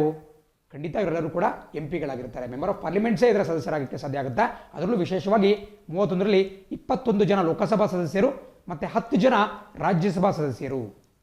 21 Lok Sabha members and 10 Rajya Sabha members, ಇದನ್ನು ಇನ್ಕ್ಲೂಡ್ ಆಗಿಬಿಟ್ಟು 31 ಜನ ಸದಸ್ಯರು ಈ ಡಿಪಾರ್ಟ್ಮೆಂಟಲ್ ಸ್ಟ್ಯಾಂಡಿಂಗ್ ಕಮಿಟೀಸಲ್ಲಿ ಇರ್ತಾರೆ. ಪರೀಕ್ಷೆಗಳಲ್ಲಿ ಪ್ರಶ್ನೆ ಕೇಳಬಹುದು. ಅದೇ ರೀತಿ ಇದರ ಬಗ್ಗೆ ಮತ್ತೊಂದು ಸ್ವಲ್ಪ ಡೀಟೇಲ್ಸ್ ನಿಮಗೆ ಕಾಣಿಸ್ಕೊಳ್ತಾ ಇದೆ. ನಾನೇನೀಗ ಪಿಂಚಣಿ ಬಗ್ಗೆ ಮಾತಾಡಿದೆ. ವಿಧವೆಯರಿಗಿರ್ಬಹುದು, ವೃದ್ಧರಿಗಿರ್ಬೋದು, ಅಥವಾ ಅಂಗವಿಕಲರಿಗಿರ್ಬೋದು, ಅವ್ರಿಗೆ ಕೊಡ್ತಕ್ಕಂಥ ಪಿಂಚಣಿ ಏನಿದೆ ಅದನ್ನು NSAP ಅಂತ ಒಂದು ಪ್ರೋಗ್ರಾಮ್ ಅಂತ ಕರೆಯಲಾಗುತ್ತೆ. ದಯವಿಟ್ಟು ಬರ್ಕೋಬೇಕಾಗತ್ತೆ. NSAP ಫುಲ್ ಫಾರ್ಮ್ ಬರ್ಕೊಳ್ಳಿ, ನ್ಯಾಷನಲ್ ಸೋಷಿಯಲ್ ಅಸಿಸ್ಟೆನ್ಸ್ ಪ್ರೋಗ್ರಾಮ್. ರಾಷ್ಟ್ರೀಯ ಸಾಮಾಜಿಕ ಅಸಿಸ್ಟೆನ್ಸ್ ಅನ್ನಕ್ಕೆ ಏನಂತೀವಿ, ಒಂದು ಬೆಂಬಲ ಕಾರ್ಯಕ್ರಮ ಅಂತ ಕರಿಬಹುದು. ಇಂಗ್ಲೀಷಲ್ಲೇ ಬರ್ಕೊಂಡ್ರು ಕೂಡ ಒಳ್ಳೆಯದು. NSAP national social assistance programme, ರಾಷ್ಟ್ರೀಯ ಸಾಮಾಜಿಕ ಸಹಾಯ ಯೋಜನೆ ಅಂತ ಕೂಡ ಕರಿಬಹುದಾಗುತ್ತೆ. ಆ್ಯಂಡ್ ಈ ಒಂದು ಯೋಜನೆಯನ್ನು 1995ನೇ ಇಸ್ವಿಯಲ್ಲಿ ಚಾಲನೆ ಕೊಡಲಾಗುತ್ತೆ. ಸ್ಟಾರ್ಟಿಂಗಲ್ಲಿ ಈ ಒಂದು ಯೋಜನೆ ನಿಮಗೆ ಎಕ್ಸಾಂಪಲ್ ಕೇಳ್ತಾರೆ, NSAP ಯೋಜನೆಯನ್ನು ಕೆಳಗಿನ ಯಾವ ಮಿನಿಸ್ಟ್ರಿ ಅಥವಾ ಕೆಳಗಿನ ಯಾವ ಸಚಿವಾಲಯ ಅಥವಾ ಇಲಾಖೆ ಇದನ್ನು ಜಾರಿಗೆ ತರುತ್ತೆ ಅಂತ ಕೇಳ್ತಾರೆ. ಸ್ಟಾರ್ಟಿಂಗಲ್ಲಿ ಇದನ್ನು ನಮ್ಮ ಹೆಲ್ತ್ ಮಿನಿಸ್ಟ್ರಿ ಅಥವಾ ನಾವೇನು ಆರೋಗ್ಯ ಇಲಾಖೆ ಅಂತ ಕರಿತೀವಿ, ಆರೋಗ್ಯ ಸಚಿವಾಲಯ, ಅವರು ಇದನ್ನು ಜಾರಿಗೊಳಿಸ್ತಾ ಇದ್ರು. ಬಟ್ ಈಗ ಅದನ್ನು rural development, ministry of rural development ಅಥವಾ ನಾವೇನು ಗ್ರಾಮೀಣಾಭಿವೃದ್ಧಿ ಸಚಿವಾಲಯ ಅಂತ ಕರಿತೀವಿ, ಆ ಸಚಿವಾಲಯಕ್ಕೆ ಈ NSAP ಅಥವಾ ನ್ಯಾಷನಲ್ ಸೋಷಿಯಲ್ ಅಸಿಸ್ಟೆನ್ಸ್ ಪ್ರೋಗ್ರಾಮ್ ಅನ್ನುವಂತಹ ಒಂದು ಪ್ರಾಜೆಕ್ಟನ್ನು ಟ್ರಾನ್ಸ್ಫರ್ ಮಾಡಲಾಗಿದೆ. ಸೊ ಈಗ ನಮ್ಮ ರೂರಲ್ ಡೆವಲಪ್ಮೆಂಟ್ ಮಿನಿಸ್ಟ್ರಿ ಅವರೇ ಈ ಯೋಜನೆಯನ್ನು ಕಾರ್ಯಗತಗೊಳಿಸ್ತಾರೆ. 1995 ಜಾರಿಗೊಳಿಸಲಾಗುತ್ತೆ. ಮತ್ತು ಇದೊಂದು ಸೆಂಟ್ರಲಿ ಸ್ಪಾನ್ಸರ್ಡ್ ಸ್ಕೀಮ್. ನೋಡಿ, ದಯವಿಟ್ಟು ಗಮನಿಸಿ, ಯಾರು ವಿಡಿಯೋನ ಹೊಸದಾಗೆಲ್ಲ ನೋಡ್ತಾ ಇದ್ದೀರಾ, ನಾನು ಹಿಂದಿನ ವಿಡಿಯೋಗಳಲ್ಲಿ ಬಹಳ ಬಾರಿ ನಿಮಗೆ ಎಕ್ಸ್ಪ್ಲೇನ್ ಮಾಡಿದ್ದೆ. ಸೆಂಟ್ರಲಿ ಸ್ಪಾನ್ಸರ್ಡ್ ಸ್ಕೀಮ್ ಬರುತ್ತೆ, ಅದೇ ರೀತಿ ಸೆಂಟ್ರಲ್ ಸೆಕ್ಟರ್ ಸ್ಕೀಮ್ ಬರುತ್ತೆ. ಎರಡು ರೀತಿಯಾದಂತಹ ಯೋಜನೆಗಳು ಅಂದರೆ ಕೇಂದ್ರದ ಯೋಜನೆಗಳು, ಕೇಂದ್ರದ ಪ್ರಾಯೋಜಿತ ಯೋಜನೆಗಳು. ಸೊ ಏನು ಡಿಫ್ರೆನ್ಸು? ಎಕ್ಸಾಂಪಲ್ ಕೇಳ್ತಾರೆ, ಸೆಂಟ್ರಲಿ ಸ್ಪಾನ್ಸರ್ಡ್ ಸ್ಕೀಮ್ ಅಥವಾ ಕೇಂದ್ರದಿಂದ ಪ್ರಾಯೋಜಿತ ಯೋಜನೆಗಳು ಅಂದರೆ ಏನಪ್ಪ ಅಂದರೆ, ಸಂಪೂರ್ಣವಾದಂಥ ಹಣವನ್ನು ಕೇಂದ್ರ ಸರ್ಕಾರ ಕೊಡಲ್ಲ, ಬದಲಾಗಿ ಇಂತಿಷ್ಟು ಹಣವನ್ನು ರಾಜ್ಯಗಳು ಕಾಂಟ್ರಿಬ್ಯೂಟ್ ಮಾಡಬೇಕಾಗುತ್ತೆ. ಫಾರ್ ಎಕ್ಸಾಂಪಲ್ 100 ಕೋಟಿ ರೂಪಾಯಿ ಬೇಕಪ್ಪ ಆ ಒಂದು ಪ್ರಾಜೆಕ್ಟಿಗೆ ಅಂತ ಹೇಳಿದ್ರೆ 50 ಕೋಟಿ ರೂಪಾಯಿನ ಕೇಂದ್ರ ಕೊಟ್ಟಿದ್ರೆ ಉಳಿದಂತಹ 50 ಕೋಟಿ ರೂಪಾಯಿನ ರಾಜ್ಯ ಸರ್ಕಾರ ಕೊಡಬೇಕಾಗುತ್ತೆ. ಇಂತಹ ಯೋಜನೆಗಳನ್ನು ಸೆಂಟ್ರಲಿ ಸ್ಪಾನ್ಸರ್ಡ್ ಸ್ಕೀಮ್ ಅಥವಾ ಕೇಂದ್ರದ ಪ್ರಾಯೋಜಿತ ಕಾರ್ಯಕ್ರಮ ಅಂತ ಕರಿತೀವಿ, ಅಥವಾ ಪ್ರಾಯೋಜಿತ ಯೋಜನೆ. ಪ್ರಾಯೋಜನೆ ಮಾತ್ರ, ಫುಲ್ ದುಡ್ಡು ಕೊಡಲ್ಲ, ಅದಕ್ಕೆ ಸ್ಪಾನ್ಸರ್ ಮಾತ್ರ ಮಾಡ್ತಾರೆ. ಅದೇ ಬಲಭಾಗದಲ್ಲಿ ನೋಡ್ತಾ ಇದ್ದೀರಾ ಸೆಂಟ್ರಲ್ ಸೆಕ್ಟರ್ ಸ್ಕೀಮ್ ಅಂದರೆ ಕೇಂದ್ರ ವಲಯ ಯೋಜನೆಗಳು, ಅಂದರೆ ಕೇಂದ್ರ ಸರ್ಕಾರದ ಯೋಜನೆಗಳು. ಇದನ್ನು 100% 100% ಕೇಂದ್ರ ಸರ್ಕಾರವೇ ಇದರ ಒಂದು ಅಮೌಂಟನ್ನು ಭರಿಸುತ್ತವೆ, ಅದನ್ನು ಪೇ ಮಾಡುತ್ತೆ. So very important. ಬಟ್ ಈಗ ನಾವು ಮಾತಾಡಿದಂತಹ NSCAP ಏನಿದೆ, ಇದು ಸೆಂಟ್ರಲಿ ಸ್ಪಾನ್ಸರ್ಡ್ ಸ್ಕೀಮ್. ಅದರ ಅರ್ಥ ಒಂದಷ್ಟು ಭಾಗವನ್ನು ರಾಜ್ಯವೂ ಕೂಡ ಶೇರ್ ಮಾಡಬೇಕಾಗುತ್ತೆ, ಉಳಿದಂಥ ಹಣವನ್ನು ಮಾತ್ರ ಕೇಂದ್ರ ಸರ್ಕಾರ ಕೊಡುತ್ತೆ. ಸೊ ಅಲ್ಲಿ ಇನ್ನೂ ಕೂಡ ಡೀಪಾಗಿ ನಾನು ಕೆಲವೊಂದು ಮಾಹಿತಿಗಳನ್ನ ಬರೆದಿದ್ದೇನೆ, ಬಟ್ ನಮಗೆ ಮೇಲ್ನೋಟಕ್ಕೆ ಎಷ್ಟು ಬೇಕೋ ಅಷ್ಟನ್ನು ಮಾತ್ರ ತಿಳ್ಕೊಳ್ತಾ ಮುಂದಕ್ಕೆ ಹೋಗೋಣ. ನಿಮಗೆ ಹೆಚ್ಚಿನ ಮಾಹಿತಿ ಬೇಕು ಅಂತ ಹೇಳಿದ್ರೆ ಈ PDF-ನ ಅಚೀವರ್ಸ್ ಅಕಾಡೆಮಿಯ ವಾಟ್ಸಪ್ ಗ್ರೂಪ್ಗಳು, ಟೆಲಿಗ್ರಾಮ್ ಗ್ರೂಪ್ಗಳಲ್ಲಿ ಇದನ್ನು ಪ್ರತಿನಿತ್ಯ ಶೇರ್ ಮಾಡಲಾಗುತ್ತೆ. ನೀವು ಅದರ ಸದುಪಯೋಗವನ್ನು ಪಡಿಸ್ಕೊಳ್ಬೋದು. ಆ್ಯಂಡ್ ಮುಂದಿನ ಸುದ್ದಿ ಕೇಳುತ್ತೆ, army to showcase counter terror skills. ಯಾರು ಪೊಲೀಸ್ ಪರೀಕ್ಷೆಗಳಿಗೆ ತಯಾರಾಗ್ತಿದ್ದಾರೆ ನಿಮಗೆ ಕೂಡ ಇದು ಬಹಳ ಇಂಪಾರ್ಟೆಂಟ್. PC ಇರ್ಬೋದು, PSI ಇರ್ಬೋದು, ಅಥವಾ FD SD ಯಾವುದೇ ಒಂದು ಎಕ್ಸಾಮಲ್ಲಿ ಕೇಳ್ತಾರೆ. ಇತ್ತೀಚೆಗಷ್ಟೇ ಭಾರತ ಒಂದು ನಿಮಗೆ ಕಾಣಿಸ್ತಾ ಇದೆ ಡಸ್ಟ್ಲಿಕ್ 2, ದಯವಿಟ್ಟು ಬರ್ಕೋಬೇಕಾಗುತ್ತೆ. ಡಸ್ಟ್ಲಿಕ್ 2 ಅನ್ನುವಂತಹ ಒಂದು ಸಮರಾಭ್ಯಾಸದಲ್ಲಿ ತೊಡಕೊಳ್ತಾ ಇದೆ. ಇದರ ಬಗ್ಗೆ ಸ್ವಲ್ಪ ಡೀಟೇಲ್ಸ್ನ ತಿಳ್ಕೊಳ್ತಾ ಹೋಗೋಣ. ಪರೀಕ್ಷೆಯಲ್ಲಿ ಬೇರೆ ಬೇರೆ ಆ್ಯಂಗಲ್ನಲ್ಲಿ ಕ್ವಶನ್ ಉಂಟಾಗಬಹುದು. ಕನ್ನಡದಲ್ಲಿ ಕೂಡ ಬರೀಲಿಕ್ಕೆ ಟ್ರೈ ಮಾಡ್ತೀನಿ. ಡಸ್ಟ್ಲಿಕ್ 2 ದಯವಿಟ್ಟು ನೀಟಾಗಿ ಬರ್ಕೊಳ್ಳಿ. ಕನ್ನಡದಲ್ಲೂ ಕೂಡ ಡಸ್ಟ್ಲಿಕ್ 2 ಅಂತ ಕರಿಬಹುದು. ಇದು ಭಾರತ ಮತ್ತು ಉಜ್ಬೇಕಿಸ್ತಾನ್, ನಾವೇನು ಸೆಂಟ್ರಲ್ ಏಷ್ಯಾ, ಕೇಂದ್ರ ಏಷ್ಯಾ ಅಂತ ನಾವೇನು ಕರಿತೀವಿ, ಆ ಭಾಗದಲ್ಲಿ ಬರ್ತಕ್ಕಂಥ ಒಂದು ಕಂಟ್ರಿ, ಒಂದು ದೇಶ,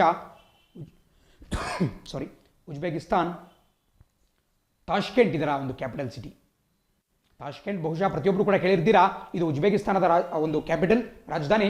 ಯಾಕೆ ತಾಷ್ಕೆಂಟ್ ಬಹಳ ಫೇಮಸ್ ಅಪ್ಪ ಭಾರತದಲ್ಲಿ ಅಂತ ಹೇಳಿದ್ರೆ, ಭಾರತದ ಮಾಜಿ ಪ್ರಧಾನಮಂತ್ರಿ ಲಾಲ್ ಬಹದ್ದೂರ್ ಶಾಸ್ತ್ರಿ ಅವರು ಇದೇ ತಾಷ್ಕೆಂಟ್ ನಗರದಲ್ಲಿ ಮೃತಪಟ್ಟಿರ್ತಾರೆ. ಸೊ ಹಾಗಾಗಿ ತಾಷ್ಕೆಂಟನ್ನು ನಾವು ಮರಿಲೇಬಾರದು. ಬಟ್ ಅಂದಿನ ಸಂದರ್ಭದಲ್ಲಿ ಇದು USSRನ ಭಾಗವಾಗಿತ್ತು. ನಾವೇನು ಸೋವಿಯತ್ ಯೂನಿಯನ್ ಪ್ರಸಕ್ತ ದಿನದಲ್ಲಿ ನಾವೇನು ರಷ್ಯಾ ಅಂತ ಕರಿತೀವಿ ಅದರ ಭಾಗವಾಗಿತ್ತು. ಬಟ್ ಅದಾದ ಬಳಿಕ ಅದು ಬೇರೆ ಬೇರೆ ದೇಶಗಳಾಗಿ ಹೊರಹೊಮ್ಮದು. ಬಟ್ ಈಗ ಉಜ್ಬೇಕಿಸ್ತಾನದಲ್ಲಿ ತಾಷ್ಕೆಂಟ್ ಕಂಡು ಬರುತ್ತೆ. ಸೊ ಇಂತಹ ಉಜ್ಬೇಕಿಸ್ತಾನ್ ದೇಶದ ಜೊತೆ ನಮ್ಮ ಭಾರತ ಜಂಟಿ ಸಮರಾಭ್ಯಾಸವನ್ನು ಮಾಡುತ್ತೆ. ಅದಕ್ಕೆ ಇಟ್ಟಿರ್ತಕ್ಕಂತಹ ಹೆಸರು ಡಸ್ಟ್ಲಿಕ್ 2. ಸೊ ಡಸ್ಟ್ಲಿಕ್ 2 ಯಾವ್ಯಾವ ದೇಶಗಳ ನಡುವೆ ಅಪ್ಪ ಅಂತ ಕೇಳಿದ್ರೆ ಖಂಡಿತ ನೀವು ಇಂಡಿಯಾ ಮತ್ತು ಉಜ್ಬೇಕಿಸ್ತಾನ್ ಅಂತ ಟಿಕ್ ಮಾಡಬೇಕಾಗುತ್ತೆ.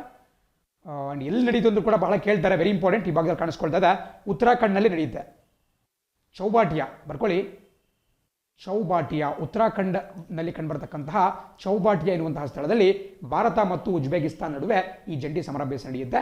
ಇದು ಆರ್ಮಿ ಮಧ್ಯೆ ನಡೆಯುತ್ತಾ, ನೇವಿ ಮಧ್ಯೆ ನಡೆಯುತ್ತಾ, ಅಥವಾ ನಮ್ಮ ಏರ್ಫೋರ್ಸ್ ವಾಯುಪಡೆ ಅಂತ ಕೇಳ್ತಾರೆ. ಖಂಡಿತ ಇದು ಆರ್ಮಿಗಳ ಮಧ್ಯೆ ನಡೆಯುತ್ತೆ. ಭಾರತ ಮತ್ತು ಉಜ್ಬೇಕಿಸ್ತಾನ್ ಆರ್ಮಿ, ಅಥವಾ ನಾವೇನು ಭೂಸೇನೆ ಅಂತ ಕರಿತೀವಿ, ಅದರ ನಡುವೆ ನಡೀತಕ್ಕಂಥ ಒಂದು ಪ್ರಮುಖ ಒಂದು ಬ್ಯಾಟಲ್ ಗೇಮ್, ಒಂದು ಎಕ್ಸಸೈಸ್, ವಾರ್ ಎಕ್ಸಸೈಸ್, ಸಮರಾಭ್ಯಾಸ ಅಂತ ಕರಿಬಹುದು. ಅದೇ ರೀತಿ ಮುಂದಿನ ಸುದ್ದಿ ಹೇಳುತ್ತೆ, government asks refiners to diversify oil imports after OPEC+ move. ಇದು ಕೂಡ ಬಹಳ ಪ್ರಮುಖವಾಗಿರುತ್ತೆ. ಸೊ ನಿಮಗೆ ಕಾಣಿಸ್ಕೊಳ್ತಾ ಇದೆ, government asks refiners to diversify ಅಂತ ಹೇಳ್ತಾ ಇದ್ದಾರೆ. ನಿಮಗೆಲ್ಲ ಗೊತ್ತು, ನಿಮ್ಮಲ್ಲಿ ಯಾರಾದರೂ ನಮ್ಮ ಸಂಸತ್ TV ಅಂದರೆ ನಾವೇನು ಇತ್ತೀಚೆಗಷ್ಟೇ ಒಂದು ನ್ಯೂಸ್ ನೋಡಿರ್ಬೋದು. ಮುಂಚೆ ಎಲ್ಲ ಲೋಕಸಭಾ TV ಅಂತ ಒಂದು ಚಾನಲ್ ಇರ್ತಾ ಇತ್ತು ನಮ್ಮ TV ಚಾನಲ್ಗಳಲ್ಲಿ. ಅದೇ ರೀತಿ ರಾಜ್ಯಸಭಾ TV ಅಂತೇಳಿ 2 ಚಾನಲ್ಗಳು ಇರ್ತಾ ಇದ್ವು, ಲೋಕಸಭೆಗೆ ಒಂದು, ರಾಜ್ಯಸಭೆಗೆ ಒಂದು. ಬಟ್ ಇತ್ತೀಚೆಗಷ್ಟೇ ಅವೆರಡನ್ನು ಕೂಡ ಮರ್ಜ್ ಮಾಡಿಬಿಟ್ಟು ಸಂಸತ್ TV ಅಂತ ಮಾಡಿದ್ದಾರೆ, ಸಂಸತ್ TV ಅಂತೇಳಿ. ಸೊ ಆ ಸಂಸತ್ TVಯನ್ನು ನೀವು ವೀಕ್ಷಣೆ ಮಾಡ್ತೀರಾ ಅಂತ ಹೇಳಿದ್ರೆ ನಿಮ್ಗೆ ಗೊತ್ತಾಗುತ್ತೆ, ಇತ್ತೀಚೆಗೆ ನಮ್ಮ ಪಾರ್ಲಿಮೆಂಟ್ನಲ್ಲಿ ಸಾಕಷ್ಟು ಗದ್ದಲ ಉಂಟಾಗ್ತಿದೆ. ವಿರೋಧ ಪಕ್ಷಗಳು ಸಾಕಷ್ಟು ಹರಿಹಾಯ್ತಾ ಇದ್ದಾರೆ. ಯಾಕಪ್ಪ ಅಂತ ಹೇಳಿದ್ರೆ ದೇಶದಲ್ಲಿ ಈ ತೈಲದ ಬೆಲೆ, ಪೆಟ್ರೋಲ್ ಡೀಸೆಲ್ ಬೆಲೆ ಗಗನಕ್ಕೇರಿದೆ. ಸೊ ಹಾಗಾಗಿ ಸರ್ಕಾರದ ವಿರುದ್ಧ ಬೇರೆ ಎಲ್ಲ ಪಕ್ಷಗಳು ಕೂಡ ಮುಗಿಬೀಳ್ತಾ ಇದ್ದಾವೆ. ಸೊ ಅದಕ್ಕೆ ಸಂಬಂಧಪಟ್ಟಂಥ ಒಂದು ನ್ಯೂಸ್ ಇಲ್ಲಿ ಏನಪ್ಪ ಅಂತ ಹೇಳಿದ್ರೆ, ನಿನ್ನೆ ಅಷ್ಟೇ ನಮ್ಮ ಸರ್ಕಾರ, ನಮ್ಮ ಕೇಂದ್ರ ಸರ್ಕಾರ ಏನು ಆಯಿಲ್ ಇಂಪೋರ್ಟರ್ಸ್ ಇದ್ದಾರೆ, ನಮ್ಮ ರಿಫೈನರೀಸ್ ಏನಿದ್ದಾವೆ, ಅಂದರೆ ವಿದೇಶದಿಂದ ತೈಲವನ್ನು ಕೊಂಡುಕೊಂಡ್ಬಿಟ್ಟು ಅದನ್ನು ಸಂಸ್ಕರಣೆ ಮಾಡಿಬಿಟ್ಟು ಮಾರಾಟ ಮಾಡತಕ್ಕಂತಹ ಸಂಸ್ಥೆಗಳೇನಿದ್ದಾವೆ, ಅಂದರೆ ಭಾರತ್ ಪೆಟ್ರೋಲಿಯಂ ಇರಬಹುದು, ಇಂಡಿಯನ್ ಆಯಿಲ್ ಕಾರ್ಪೊರೇಷನ್ ಇರಬಹುದು, ONGC ಇರಬಹುದು. ಇವೆಲ್ಲ ಬರ್ಕೋಬೇಕು ಅಂತಂದರೆ ನಿಮಗೆ ಜಸ್ಟ್ ಗೊತ್ತಿರಬೇಕಾಗುತ್ತೆ. ನೀವೇನು ಪ್ರತಿದಿನ ಪೆಟ್ರೋಲ್ ಬಂಕಲ್ಲಿ ಪೆಟ್ರೋಲ್ ಹಾಕ್ಸ್ತೀರಾ, Bharat petroleum IOC, but ONGC ಸ್ವಲ್ಪ ಅಷ್ಟೊಂದು ಕಾಣಕ್ಕೆ ಸಿಗಲ್ಲ. ಅವರು ಸ್ಪೆಷಲಿ ಈ oil and natural gas corporation ಅಂತ ನಾವು ಕರಿತೀವಿ, ಸರ್ಕಾರದ ಒಂದು ಸಂಸ್ಥೆ. ಅದೇ ರೀತಿ ನಿಮಗೆ OIL ಅಂತ ಒಂದು ಬರುತ್ತೆ, ಆಯಿಲ್ ಇಂಡಿಯಾ ಲಿಮಿಟೆಡ್. ಸೊ ಈ ಎಲ್ಲ ಸಂಸ್ಥೆಗಳು ಏನು ಮಾಡ್ತಾವಪ್ಪ ಅಂತ ಹೇಳಿದ್ರೆ ವಿದೇಶದಿಂದ ಕಚ್ಚಾ ತೈಲವನ್ನು ಆಮದು ಮಾಡ್ಕೊಳ್ತಾರೆ. ಆ್ಯಂಡ್ ಆ ಕಚ್ಚಾ ತೈಲವನ್ನು ಸಂಸ್ಕರಿಸ್ಬಿಟ್ಟು petrol, diesel, kerosene, ATF, air turbine fuel, ಹೀಗೆ ಬೇರೆ ಬೇರೆ ವಿಭಾಗಗಳನ್ನಾಗಿ ಮಾಡಿಬಿಟ್ಟು ಅದನ್ನು ಮಾರಾಟ ಮಾಡ್ತವೆ. ಸೊ ಅವರಿಗೆ ನಮ್ಮ ಕೇಂದ್ರ ಸರ್ಕಾರ ಏನು ಹೇಳಿದೆಯಪ್ಪ ಅಂತ ಹೇಳಿದ್ರೆ, ದಯವಿಟ್ಟು OPEC ಪ್ಲಸ್ ರಾಷ್ಟ್ರಗಳನ್ನ ಹೊರತುಪಡಿಸಿ ಬೇರೆ ರಾಷ್ಟ್ರಗಳಿಂದಲೂ ಕೂಡ ನೀವು ಈ ಕಚ್ಚಾ ತೈಲವನ್ನು, ಕ್ರೂಡ್ ಆಯಿಲ್ನ ಇಂಪೋರ್ಟ್ ಮಾಡ್ಕೊಳ್ಳಿಕ್ಕೆ ಸ್ಟಾರ್ಟ್ ಮಾಡಿ, ಆಮದು ಮಾಡ್ಕೊಳ್ಳಿಕ್ಕೆ ಸ್ಟಾರ್ಟ್ ಮಾಡಿ. ಬಿಕಾಸ್ ನಿಮಗೆಲ್ಲ ಗೊತ್ತಿರಬೇಕು, ಇತ್ತೀಚೆಗಷ್ಟೇ OPEC ಪ್ಲಸ್ ದೇಶಗಳು, OPEC ಪ್ಲಸ್ ಅಂದರೆ ಏನು ಅಂತ ಹೇಳ್ತೀನಿ, ಬಟ್ ಅದಕ್ಕೆ ಮುಂಚೆ OPEC ಪ್ಲಸ್ ದೇಶಗಳು ಏನು ಮಾಡಿದಪ್ಪ ಅಂತ ಹೇಳಿದ್ರೆ ಈ ತೈಲ ಉತ್ಪಾದನೆಯಲ್ಲಿ ಹೆಚ್ಚಳ ಮಾಡಬಾರ್ದು ಅಂತೇಳಿ ತೀರ್ಮಾನ ಮಾಡಿಕೊಂಡ್ವು. ಸೊ ನಿಮಗೆಲ್ಲ ಗೊತ್ತು, OPEC ಎಲ್ಲರೂ ಕೂಡ ಕೇಳಿದ್ದೀರಾ. OPEC ಅಂದ್ರೇನು? Organisation of petroleum exporting countries. ದಯವಿಟ್ಟು ಬರ್ಕೋಬೇಕಾಗುತ್ತೆ. OPEC ಅಂತ ಹೇಳಿದ್ರೆ organisation of petroleum exporting countries, ಅಥವಾ ಪೆಟ್ರೋಲಿಯಂ ರಫ್ತು ಮಾಡತಕ್ಕಂತಹ ದೇಶಗಳ ಒಕ್ಕೂಟ ಅಂತ ಹೇಳಿ. ಇದು ಆಸ್ಟ್ರಿಯಾ ದೇಶ, ಕನ್ಫ್ಯೂಸ್ ಮಾಡ್ಕೋಬಹುದು. ಆಸ್ಟ್ರೇಲಿಯಾ ಅಲ್ಲ, ಬಟ್ ಬದಲಾಗಿ ಆಸ್ಟ್ರಿಯಾ ದೇಶದ ಕ್ಯಾಪಿಟಲ್ ಆಗಿರತಕ್ಕಂತಹ, ರಾಜಧಾನಿ ಆಗಿರತಕ್ಕಂತಹ ವಿಯೆನ್ನಾ ನಗರದಲ್ಲಿ ಈ OPECನ ಕೇಂದ್ರ ಕಚೇರಿ ಕಂಡು ಬರುತ್ತೆ. ಆ್ಯಂಡ್ ಈ ಬಹುತೇಕ ಪ್ರಮುಖ ತೈಲ ಉತ್ಪಾದನೆ ಮಾಡತಕ್ಕಂತಹ ನಮ್ಮ ದೇಶಗಳೇನು ಬರುತ್ತೆ ಅವು OPECನ ಮೆಂಬರ್ಸ್ ಆಗಿದ್ದಾರೆ. ಸೊ OPECನ ಏಕೆ ಮಾಡ್ಕೊಂಡ್ರಪ್ಪ ಅಂತ ಹೇಳಿದ್ರೆ, ಒಂದು ವೇಳೆ ಅವರು ಪ್ರೊಡಕ್ಷನನ್ನು, ಉತ್ಪಾದನೆಯನ್ನು ಜಾಸ್ತಿ ಮಾಡಿಬಿಟ್ರು ಅಂತ ಹೇಳಿದ್ರೆ ಅಂತಾರಾಷ್ಟ್ರೀಯ ಮಾರುಕಟ್ಟೆಯಲ್ಲಿ ತೈಲದ ಬೆಲೆ ಕುಸಿತ ಕಾಣುತ್ತೆ. ಸೊ ಆ ತೈಲ ಬೆಲೆಯನ್ನು ಒಂದು ಮೇಂಟೈನ್ ಮಾಡಬೇಕು ಅಂತೇಳಿ OPEC ಅನ್ನುವಂತಹ ಸಂಘಟನೆ ಮಾಡ್ಕೊಂಡಿದ್ದಾರೆ. ಅದೇ ರೀತಿ OPECನ ಸದಸ್ಯರಲ್ಲದಂತಹ ದೇಶಗಳು, ಅವನ್ನ ನಾವು OPEC ಪ್ಲಸ್ ಅಂತ ಕರಿತೀವಿ. ನೋಡಿ, ಕೆಲವು ದೇಶಗಳು, ನಿಮಗೆ ಒಂದು ನೆಕ್ಸ್ಟ್ ಪೇಜಲ್ಲಿ ಅದ್ರ ಬಗ್ಗೆ ಡೀಟೇಲ್ಸ್ ತೋರಿಸ್ತೀನಿ. ಈ ಭಾಗದಲ್ಲಿ ಕಾಣಿಸ್ತಾ ಇರ್ಬೋದು ನೋಡಿ, ಕೆಳಭಾಗದಲ್ಲಿ ಕಾಣಿಸ್ತಾ ಇದೆ. ಈ ಎಲ್ಲ ದೇಶಗಳು OPEC, ಇವೆಲ್ಲವೂ ಕೂಡ ತೈಲವನ್ನು ಉತ್ಪಾದನೆ ಮಾಡ್ತವೆ, ಬಟ್ ಆದರೂ ಕೂಡ OPECನ ಸದಸ್ಯ ರಾಷ್ಟ್ರಗಳಲ್ಲ. ಸೊ ಹಾಗಾಗಿ ಇವನ್ನ ನಾವೇನಂತ ಕರಿತೀವಿ? OPEC ಪ್ಲಸ್ ಅಂತ ಕರಿತೀವಿ. ಬಟ್ OPEC ಥರ ಇದಕ್ಕೆ ಒಂದು ಕೇಂದ್ರ ಕಚೇರಿ ಅವೆಲ್ಲ ಇಲ್ಲ. ಇದು ಒಂದು ಫಾರ್ಮಲ್ ಗ್ರೂಪಿಂಗ್ ಅಲ್ಲ, ಬದಲಾಗಿ ನಾವು ಸುಮ್ಮನೆ ಕರೀತಕ್ಕಂಥ ಒಂದು ಶಬ್ದ. OPECನಲ್ಲಿ ಮೆಂಬರ್ ಆಗದೇನೆ ತೈಲವನ್ನು ರಫ್ತು ಮಾಡ್ತಕ್ಕಂಥ ದೇಶಗಳಿದ್ದಾವೆ, ಅವುಗಳನ್ನ OPEC ಪ್ಲಸ್ ಅಂತ ಕರಿತೀವಿ. ನಿಮಗೆ ಕಾಣಿಸ್ತಾ ಇರೋ ರೀತಿ ಅಜರ್ಬೈಜಾನ್ ಇರಬಹುದು, ಬಹರೇನ್ ಇರಬಹುದು, Brunei, Kazakhstan, Malaysia, Mexico, Oman, Russia, South Sudan ಮತ್ತು ಸುಡಾನ್, ಹೀಗೆ ದೇಶಗಳು ಬರುತ್ತೆ. ಬೇಕಂತ ಹೇಳಿದ್ರೆ ವಿಡಿಯೋನ ಪಾಸ್ ಮಾಡಿ ನೋಟ್ ಡೌನ್ ಮಾಡ್ಕೋಬಹುದು. ಇದರಲ್ಲಿ ಪ್ರಮುಖ ಅಂತ ಹೇಳಿದ್ರೆ ರಷ್ಯಾ, ಈ ತೈಲ ಉತ್ಪಾದನೆ ಮಾಡುವ ಆದರೆ OPECನ ಸದಸ್ಯ ಅಲ್ಲದೆ ಇರತಕ್ಕಂಥ ಪ್ರಮುಖ ರಾಷ್ಟ್ರ ಅಂತ ಹೇಳಿದ್ರೆ ರಷ್ಯಾ. ಸೊ ಎಲ್ಲ ಡೀಟೇಲ್ಸ್ ಗೊತ್ತಿರಬೇಕಾಗುತ್ತೆ. ಸೊ ಇವ್ರು ಏನು ಮಾಡಿದ್ರಪ್ಪ ಅಂತ ಹೇಳಿದ್ರೆ, ಇತ್ತೀಚೆಗಷ್ಟೇ OPEC ಪ್ಲಸ್ ಅವರು ಕೂಡ ಈ ಉತ್ಪಾದನೆಯನ್ನು ಜಾಸ್ತಿ ಮಾಡಬಾರ್ದು ಅಂತ ಹೇಳಿ ಒಂದು ತೀರ್ಮಾನವನ್ನು ಮಾಡಿದ್ರು. ಹಾಗಾಗಿ ಭಾರತದಂತಹ ದೇಶಗಳು, ನಿಮಗೆಲ್ಲ ಒಂದು ವಿಚಾರ ಗೊತ್ತಿರಬೇಕು, ಭಾರತ ಪ್ರಪಂಚದ 3ನೇ ಅತಿ ದೊಡ್ಡ ತೈಲ ಬಳಕೆದಾರ. ಅಮೆರಿಕ ಮತ್ತು ಚೀನಾವನ್ನು ಹೊರತುಪಡಿಸ್ಬಿಟ್ರೆ ಅತಿ ಹೆಚ್ಚು ಆಯಿಲ್ ಕನ್ಸಮ್ ಮಾಡತಕ್ಕಂತಹ ದೇಶ ಯಾವುದಪ್ಪ ಅಂತ ಹೇಳಿದ್ರೆ ಭಾರತ. ಆ್ಯಂಡ್ ನಮ್ಮ ಭಾರತದಲ್ಲಿ ಬಹಳ ಕಡಿಮೆ ಒಂದು ಆಯಿಲ್ ಸಿಗುತ್ತೆ. ಇಲ್ಲಿ ಕಾಣಿಸ್ತಾ ಇದೆ ನಿಮಗೆ, ನಮ್ಮ ದೇಶಕ್ಕೆ ಬೇಕಾಗಿರತಕ್ಕಂತಹ ಒಟ್ಟು ತೈಲದಲ್ಲಿ 84%, 84% ನಾವು ವಿದೇಶಗಳಿಂದ ಆಮದು ಮಾಡ್ಕೊಳ್ತೀವಿ. ಸೊ ಹಾಗಾಗಿ ತೈಲ ಬೆಲೆ ಜಾಸ್ತಿ ಅಂತ ಹೇಳಿದ್ರೆ ನಮ್ಮ ದೇಶದಲ್ಲಿ ಬರೆ ಬಿದ್ದಂಗಾಗುತ್ತೆ, ನಮ್ಮ ದೇಶದ ಜನಸಾಮಾನ್ಯರಿಗೆ ಬರೆ ಬೀಳುತ್ತೆ. ಸೊ ಹಾಗಾಗಿ ಸರ್ಕಾರ ಇಂತಹ ಒಂದು ಮಾತನ್ನು ಕೂಡ ಹೇಳಿದೆ. ಬಿಕಾಸ್ ನಿಮಗೆಲ್ಲ ಗೊತ್ತಿದೆ, ಇತ್ತೀಚೆಗಷ್ಟೇ ದಕ್ಷಿಣ ಅಮೆರಿಕ, ನೀವು ವರ್ಲ್ಡ್ ಮ್ಯಾಪನ್ನು ನೋಡಿದ್ರೆ ಸೌತ್ ಅಮೆರಿಕಾದಲ್ಲಿ ಗಯಾನ ಅಂತಕ್ಕಂತಹ ಒಂದು ದೇಶ ಬರುತ್ತೆ. ಗಯಾನ ಬರ್ಕೊಳ್ಳಿ, ಇದನ್ನು ನೀವು ಮ್ಯಾಪನ್ನು ನೋಡಿದ್ರಿ ಅಂತ ಹೇಳಿದ್ರೆ, ಮೊನ್ನೆ FD ಎಕ್ಸಾಮಲ್ಲಿ ಕೇಳಿದ್ರು, ಪನಾಮ ಕಾಲುವೆ ಯಾವ್ಯಾವ ಖಂಡಗಳನ್ನ ಸಪರೇಟ್ ಮಾಡುತ್ತೆ ಅಂತ ಹೇಳಿದ್ರೆ ಉತ್ತರ ಅಮೆರಿಕ ಮತ್ತು ದಕ್ಷಿಣ ಅಮೆರಿಕ. ಆ ದಕ್ಷಿಣ ಅಮೆರಿಕದ ಟಾಪ್ ಭಾಗದಲ್ಲಿ ವೆನಿಜುವೆಲಾ ಪಕ್ಕದಲ್ಲಿ ಬರ್ತಕ್ಕಂಥ ಒಂದು ದೇಶ ವೆನಿಜುವೆಲಾ, ಗಯಾನ, ಆಮೇಲೆ ಸುರಿನೇಮ್ ಅಂತ ಬರುತ್ತೆ.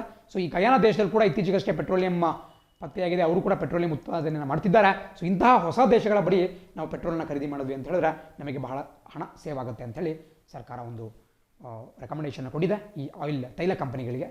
ಎಷ್ಟು ಗೊತ್ತಿರಬೇಕಾಗುತ್ತೆ. ಸೊ OPEC ಪ್ಲಸ್ ಅಂದರೆ ನೀವು ಅರ್ಥ ಮಾಡ್ಕೊಂಡಿದ್ದೀರಿ ಅನ್ಕೊಂತೀನಿ. ಸೊ ಎಕ್ಸಾಂಪಲ್ ಕೇಳ್ತಾರೆ, OPEC ಪ್ಲಸ್ ಎಂತಹ ದೇಶಗಳಪ್ಪ ಅಂತ ಹೇಳಿದ್ರೆ ತೈಲ ಉತ್ಪಾದನೆ ಮಾಡ್ತವೆ, ಬಟ್ ಆದರೂ ಕೂಡ ಅವು OPECನ ಭಾಗ ಅಲ್ಲ, ಆರ್ಗನೈಸೇಷನ್ ಆಫ್ ಪೆಟ್ರೋಲಿಯಂ ಎಕ್ಸ್ಪೋರ್ಟಿಂಗ್ ಕಂಟ್ರೀಸ್ನ ಭಾಗವಲ್ಲ. ಅವನ್ನು ನಾವು OPEC ಪ್ಲಸ್ ಅಂತ ಕರಿತೀವಿ. ರಷ್ಯಾ ಅದರ ಪ್ರಮುಖವಾದಂತಹ ಒಂದು ಭಾಗ. ಆ್ಯಂಡ್ ಇವತ್ತಿನ ಹಿಂದೂ ಪತ್ರಿಕೆಯಲ್ಲಿ ಒಂದು ಫೋಟೋವನ್ನು ಕೊಟ್ಟಿದ್ರು, ಇಲ್ಲೇನು ಜಾಸ್ತಿ ಡೀಟೇಲ್ಸ್ ಕೊಟ್ಟಿಲ್ಲ. ಒಂದು ನಯನ ಮನೋಹರವಾದಂಥ ಒಂದು ಫೋಟೋ ಕಾಣಿಸ್ಕೊಳ್ತಾ ಇದೆ. ಸ್ನೋಫಾಲ್ ಆಗಿಬಿಟ್ಟು, ಏನು ನಾವೇನು ಸ್ನೋಫಾಲ್ ಅಂತ ಕರಿತೀವಿ, ಹಿಮಪಾತ ಆಗಿಬಿಟ್ಟು ಒಂದು ಅದ್ಭುತವಾದಂಥ ಫೋಟೋ ಕಾಣಿಸ್ಕೊಳ್ತಾ ಇದೆ. ಇದು ಯಾವುದಪ್ಪ ಅಂತ ಹೇಳಿದ್ರೆ ಝೋಜಿಲಾ ಮೌಂಟೇನ್ ಪಾಸ್. ಎಕ್ಸಾಂಪಲ್ ಭಾಳ ಬಾರಿ ಕೇಳಿದ್ದಾರೆ, FDಯಲ್ಲೂ ಕೂಡ ಕೇಳ್ತಾನೆ ಇರ್ತಾರೆ. ಇದು ಮೊನ್ನೆ ಅಷ್ಟೇ ಏನು ಕೇಳಿದ್ರು, ರೋಹ್ಟಂಗ್ ಪಾಸ್ ಬಗ್ಗೆ ಕೇಳಿದ್ರು, ಬಟ್ ಈಗ ಝೋಜಿಲಾ ಪಾಸ್. ಸೊ ನಿಮಗೆ ಎಕ್ಸಾಂಪಲ್ ಏನು ಕೇಳ್ತಾರಪ್ಪ ಅಂದರೆ ಝೋಜಿಲಾ ಪಾಸ್ ಎಲ್ಲಿ ಕಂಡು ಬರುತ್ತೆ, ಯಾವ್ಯಾವ ಒಂದು ಭಾಗವನ್ನು ಕನೆಕ್ಟ್ ಮಾಡುತ್ತೆ ಅಂತ ಕೇಳ್ಬೋದು. ನೀವು ಬರೆದಿಟ್ಕೋಬೇಕಾಗುತ್ತೆ. ಝೋಜಿಲಾ ಪಾಸ್ ಲಡಾಖ್ನಲ್ಲಿ ಬರುತ್ತೆ, ಲಡಾಖ್ನ ದ್ರಾಸ್ ಭಾಗದಲ್ಲಿ ಬರುತ್ತೆ. ಆ್ಯಂಡ್ ಇದು ಲಡಾಖಿಂದ ಶ್ರೀನಗರಿಗೆ ಕನೆಕ್ಟ್ ಮಾಡುತ್ತೆ. ಶ್ರೀನಗರ ಅಂದ್ರೇನು? ಜಮ್ಮು ಮತ್ತು ಕಾಶ್ಮೀರದ ರಾಜಧಾನಿ. ಸೊ ಜಮ್ಮು ಮತ್ತು ಕಾಶ್ಮೀರದ ರಾಜಧಾನಿ ಶ್ರೀನಗರಿಂದ ಲಡಾಖ್ನ ಲೇ, ನಾವೇನು ಲೇ ಲಡಾಖ್ ಅಂತ ಕರಿತೀವಿ, LEH, ಲೇ ಅನ್ನುವಂತಹ ಒಂದು ನಗರ ಬರುತ್ತೆ, ಅವನ್ನು ಕನೆಕ್ಟ್ ಮಾಡುತ್ತೆ ಶ್ರೀನಗರ್ ಟು ಲೇ. ಸೊ ಝೋಜಿಲಾ ಪಾಸ್ ನೆನ್ಬಿಟ್ಕೋಬೇಕಾಗುತ್ತೆ, ಎಕ್ಸಾಮಲ್ಲಿ ಖಂಡಿತ ಕೇಳ್ತಾರೆ. ಅಲ್ಲಿ ಒಂದು ಟನಲ್ ಕೂಡ ಮಾಡ್ತಾ ಇದ್ದಾರೆ. ಯಾವ ರೀತಿ ನಿಮಗೆ ರೋಹ್ಟಂಗ್ ಪಾಸ್ನ ಕೆಳಗಡೆ ಈ ಅಟಲ್ ಟನಲನ್ನು ಇತ್ತೀಚೆಗಷ್ಟೇ ಮಾಡಿದ್ರು, ಅತ್ಯಂತ ಉದ್ದನೆಯ ಒಂದು ಸುರಂಗವನ್ನು ಮಾಡಿದ್ರು. ಬಿಕಾಸ್ ಅಲ್ಲಿ ಹಿಮಪಾತ ಆಗ್ಬಿಡ್ತು ಅಂತ ಹೇಳಿದ್ರೆ ರಸ್ತೆ ಸಂಚಾರ ಅಸ್ತವ್ಯಸ್ತಗೊಳ್ಳುತ್ತೆ, ಅಲ್ಲಿ ಅದನ್ನು ಕ್ಲಿಯರ್ ಮಾಡೋಕ್ಕಾಗಲ್ಲ. ಸೊ ಈ ಚಳಿಗಾಲದ ಹಲವಾರು ತಿಂಗಳುಗಳ ಕಾಲ ಈ ಪಾಸ್ಗಳು ಬಂದಾಗಿರ್ತವೆ. ಸೊ ಅದನ್ನು ತಪ್ಪಿಸ್ಬೇಕು ಅಂತ ಹೇಳಿ ರೋಹ್ಟಂಗ್ ಪಾಸ್ ಕೆಳಗಡೆ ಒಂದು ಸುರಂಗವನ್ನು ನಮ್ಮ ಕೇಂದ್ರ ಸರ್ಕಾರ ಮಾಡಿದ್ದು. ಅದೇ ರೀತಿ ಈ ಝೋಜಿಲಾ ಪಾಸ್ ಏನಿದೆ ಲಡಾಖಿಂದ ಶ್ರೀನಗರಿಗೆ ಕನೆಕ್ಟ್ ಮಾಡುತ್ತೆ, ಈ ಒಂದು ಪಾಸ್ನಲ್ಲೂ ಕೂಡ ಝೋಜಿಲಾ ಟನಲ್ ಅನ್ನುವಂತಹ ಒಂದು ಸುರಂಗ ಮಾರ್ಗವನ್ನು ಕೊರಿತಾ ಇದ್ದಾರೆ. ಅದು ಇನ್ನು ಕೆಲವು ವರ್ಷಗಳಲ್ಲಿ ಕಂಪ್ಲೀಟ್ ಆಗುತ್ತೆ, ಜಸ್ಟ್ ಗೊತ್ತಿರಬೇಕಾಗುತ್ತೆ. ಆ್ಯಂಡ್ ಮುಂದೆ ಮತ್ತೊಂದು ಸುದ್ದಿ ಕಾಣಿಸ್ಕೊಳ್ತಾ ಇದೆ, Disha bill sent for discussion says centre. ನಿಮಗೆಲ್ಲ ಗೊತ್ತಿದೆ, ಕಳೆದ ಕೆಲವು ತಿಂಗಳ ಮುಂಚೆ ಆಂಧ್ರ ಪ್ರದೇಶದಲ್ಲಿ ದಿಶಾ ಬಿಲ್ ಅಥವಾ ಕನ್ನಡದಲ್ಲಿ ದಿಶಾ ಮಸೂದೆ ಅನ್ನುವಂತಹ ಒಂದು ಮಸೂದೆಯನ್ನು ಅಲ್ಲಿನ ಮುಖ್ಯಮಂತ್ರಿ ಮಂಡನೆ ಮಾಡಿದ್ರು. ಆಂಧ್ರ ಪ್ರದೇಶದಲ್ಲಿ YS Jaganmohan Reddy chief minister ಆಗಿದ್ದಾರೆ. ಸೊ ಅವರ ಒಂದು ಸರ್ಕಾರ ಒಂದು ಮಸೂದೆಯನ್ನು ಮಂಡನೆ ಮಾಡಿದ್ದು.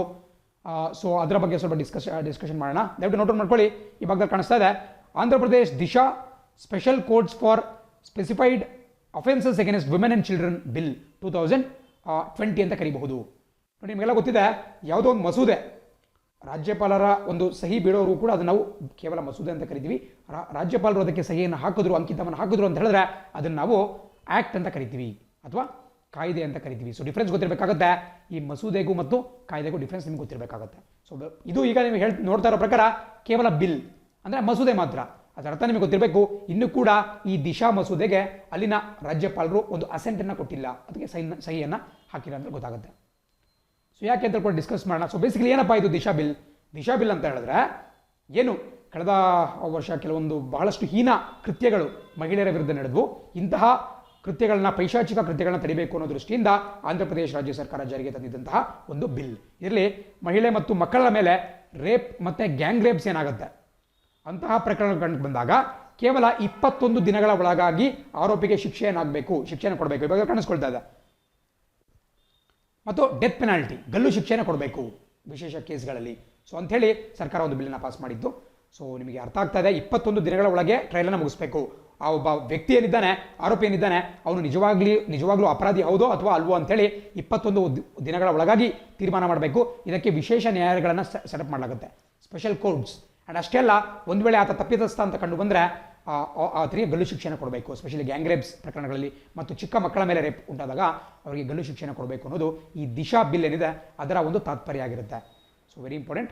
ಅದನ್ನು ನಾಗಲೇ ಹೇಳ್ದಂಗೆ Andhra Pradesh Disha special courts for specified offences against women and children bill 2020 ಅಂತ ನಾವು ಕರಿತೀವಿ. ನೋಟ್ ಡೌನ್ ಮಾಡ್ಕೊಳ್ಳಿ, ಬೇಕಾದ್ರೆ ವಿಡಿಯೋ ಪಾಸ್ ಮಾಡಿಬಿಟ್ಟು ನೋಟ್ ಡೌನ್ ಮಾಡ್ಕೊಳ್ಳಿ. ಬಟ್ ಆ ಒಂದು ಬಿಲ್ ಏನಿದೆ ಅದಕ್ಕೆ ಅಲ್ಲಿನ ರಾಜ್ಯಪಾಲರು ಇಮಿಡಿಯೇಟಾಗಿ ಸೈನ್ ಮಾಡಲಿಲ್ಲ. ನಿಮಗೆಲ್ಲ ಒಂದು ವಿಚಾರ ಗೊತ್ತಿದೆ, ರಾಜ್ಯಪಾಲರ ಬಳಿಗೆ ಯಾವುದೇ ಒಂದು ಮಸೂದೆ ಹೋಯಿತು ಅಂತ ಹೇಳಿದ್ರೆ ಅವರು ಸೈನ್ ಮಾಡಬಹುದು ಅಥವಾ ಅದನ್ನು ಪರಾಮರ್ಶೆಗೆ ವಾಪಸ್ ಕಳಿಸ್ಬೋದು. ಅಷ್ಟೇ ಅಲ್ಲ, ರಾಷ್ಟ್ರಪತಿಗಳ ಒಂದು ಸಹಿಗೆ ಕೂಡ ಕಳಿಸ್ಕೊಡ್ಬಹುದು ಫಾರ್ ಪ್ರೆಸಿಡೆಂಟ್ಸ್ ಅಸೆಂಟ್. ಸೊ ಅದು ಬಹಳ ಪ್ರಮುಖವಾಗಿರುತ್ತೆ. ಈ ಒಂದು ಕೇಸಲ್ಲಿ ಏನಾಗಿತ್ತಪ್ಪ ಅಂತ ಹೇಳಿದ್ರೆ ಅಲ್ಲಿನ ರಾಜ್ಯಪಾಲರು ರಾಷ್ಟ್ರಪತಿಗಳ ಒಂದು ಒಪ್ಪಿಗೆಗೆ ಅದನ್ನು ಕಳಿಸ್ಕೊಟ್ಟಿದ್ರು. ಸೊ ಕಳಿಸ್ಕೊಟ್ಟು ತುಂಬ ದಿನ ಆಯಿತು, ಬಟ್ ಇನ್ನೂ ಕೂಡ ರಾಷ್ಟ್ರಪತಿಗಳು ಅದಕ್ಕೆ ಸಂಬಂಧಪಟ್ಟಂತೆ ಒಂದು ನಿರ್ಣಯವನ್ನು ತೆಗೆದುಕೊಂಡಿಲ್ಲ. ಯಾಕಪ್ಪ ಅಂದರೆ ನಿಮ್ಗೆ ಗೊತ್ತಿರಬೇಕು, ಈ ಒಂದು ಬಿಲ್ ಏನಿದೆ, ಈ ಒಂದು ಮಸೂದೆ ಏನಿದೆ, ಇದು ಬೇರೆ ಬೇರೆ ಡಿಪಾರ್ಟ್ಮೆಂಟ್ಗಳನ್ನು ಕನ್ಸರ್ನ್ ಮಾಡುತ್ತೆ.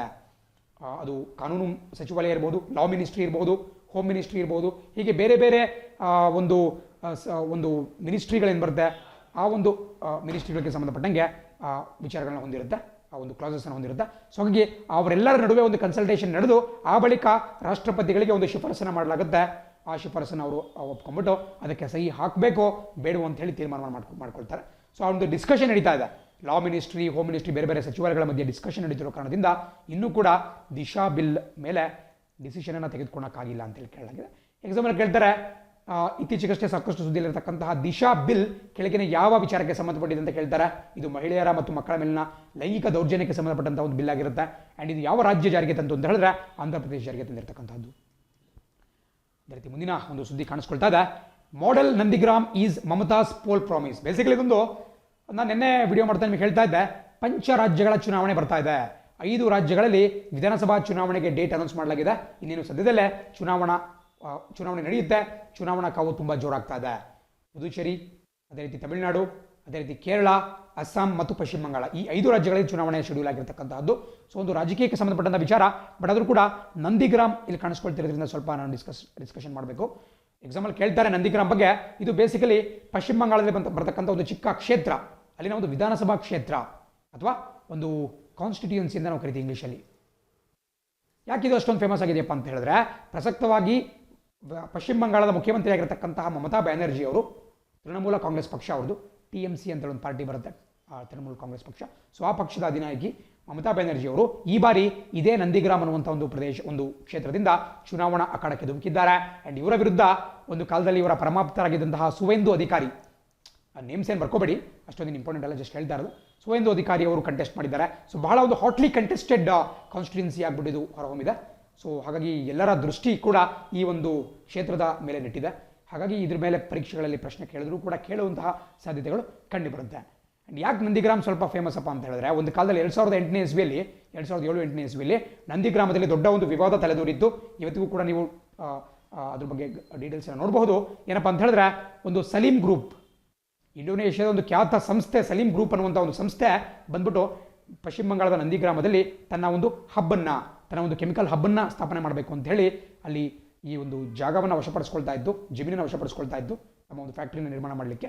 ಬಟ್ ಅವಾಗ ಅಲ್ಲಿ CPA ಪಕ್ಷ ಅಧಿಕಾರದಲ್ಲಿತ್ತು, ಕಮ್ಯುನಿಸ್ಟ್ ಪಾರ್ಟಿ ಅಥವಾ ಎಡರಂಗ ಲೆಫ್ಟ್ ಫ್ರಂಟ್ ಅಲ್ಲಿ ಅಧಿಕಾರದಲ್ಲಿದ್ದು, ಅವಾಗ ವಿರೋಧ ಪಕ್ಷದಲ್ಲಿದ್ದಂತಹ ಮಮತಾ ಬ್ಯಾನರ್ಜಿ ಅವರು, ನಿಮಗೇನು ಕಾಣಿಸ್ಕೊಳ್ತಾ ಇದ್ದಾರೆ ಮಮತಾ ಬ್ಯಾನರ್ಜಿ ಅವರು, ಬಹಳ ದೊಡ್ಡ ಹೋರಾಟವನ್ನು ಮಾಡಿಬಿಟ್ಟು ರೈತರ ಜಮೀನನ್ನು ಯಾವುದೇ ಕಾರಣಕ್ಕೂ ಈ ಒಂದು ಖಾಸಗಿ ಕಂಪನಿಗೆ, ಅದು ಕೆಮಿಕಲ್ ಫ್ಯಾಕ್ಟ್ರಿನ ಮಾಡಬೇಕು ಅಂತ ತೀರ್ಮಾನ ಮಾಡುವಂತಹ ವಿದೇಶಿ ಕಂಪನಿಗೆ ಕೊಡಬಾರ್ದು ಅಂತ ಹೇಳಿ ದೊಡ್ಡ ಪ್ರತಿಭಟನೆ ಮಾಡಿದ್ರು. ಅಲ್ಲಿ ಸಾಕಷ್ಟು ಜನ ಮೃತ ಕೂಡ ಪಟ್ಟಿದ್ರು.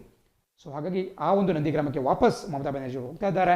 ಸೊ ಕೇಳಬಹುದು ನಂದಿಗ್ರಾಮ್ ಏನಕ್ಕೆ ಫೇಮಸ್ ಅಪ್ಪ ಅಂತ ಹೇಳಿದ್ರೆ, 2007-8ರ ಈ ಸಲೀಂ ಗ್ರೂಪ್ ಕೆಮಿಕಲ್ ಫ್ಯಾಕ್ಟ್ರಿಗೆ ಸಂಬಂಧಪಟ್ಟಂತೆ ಅದು ಫೇಮಸ್ ಆಗಿದೆ. ಆ್ಯಂಡ್ ಈಗ CM ಕ್ಯಾಂಡಿಡೇಟಲ್ಲಿ ಕಂಟೆಸ್ಟ್ ಕೂಡ ಮಾಡ್ತಾ ಇದ್ದಾರೆ. ಎಷ್ಟೊಂದು ಗೊತ್ತಿರಲಿ ಅಂತ ನಾನು ಹೇಳಿದ್ದು. ಬಿಕಾಸ್ ಇನ್ನೊಂದು ಪ್ರಕರಣ ನಿಮಗೆ ನೆನಪಿರಬೇಕು.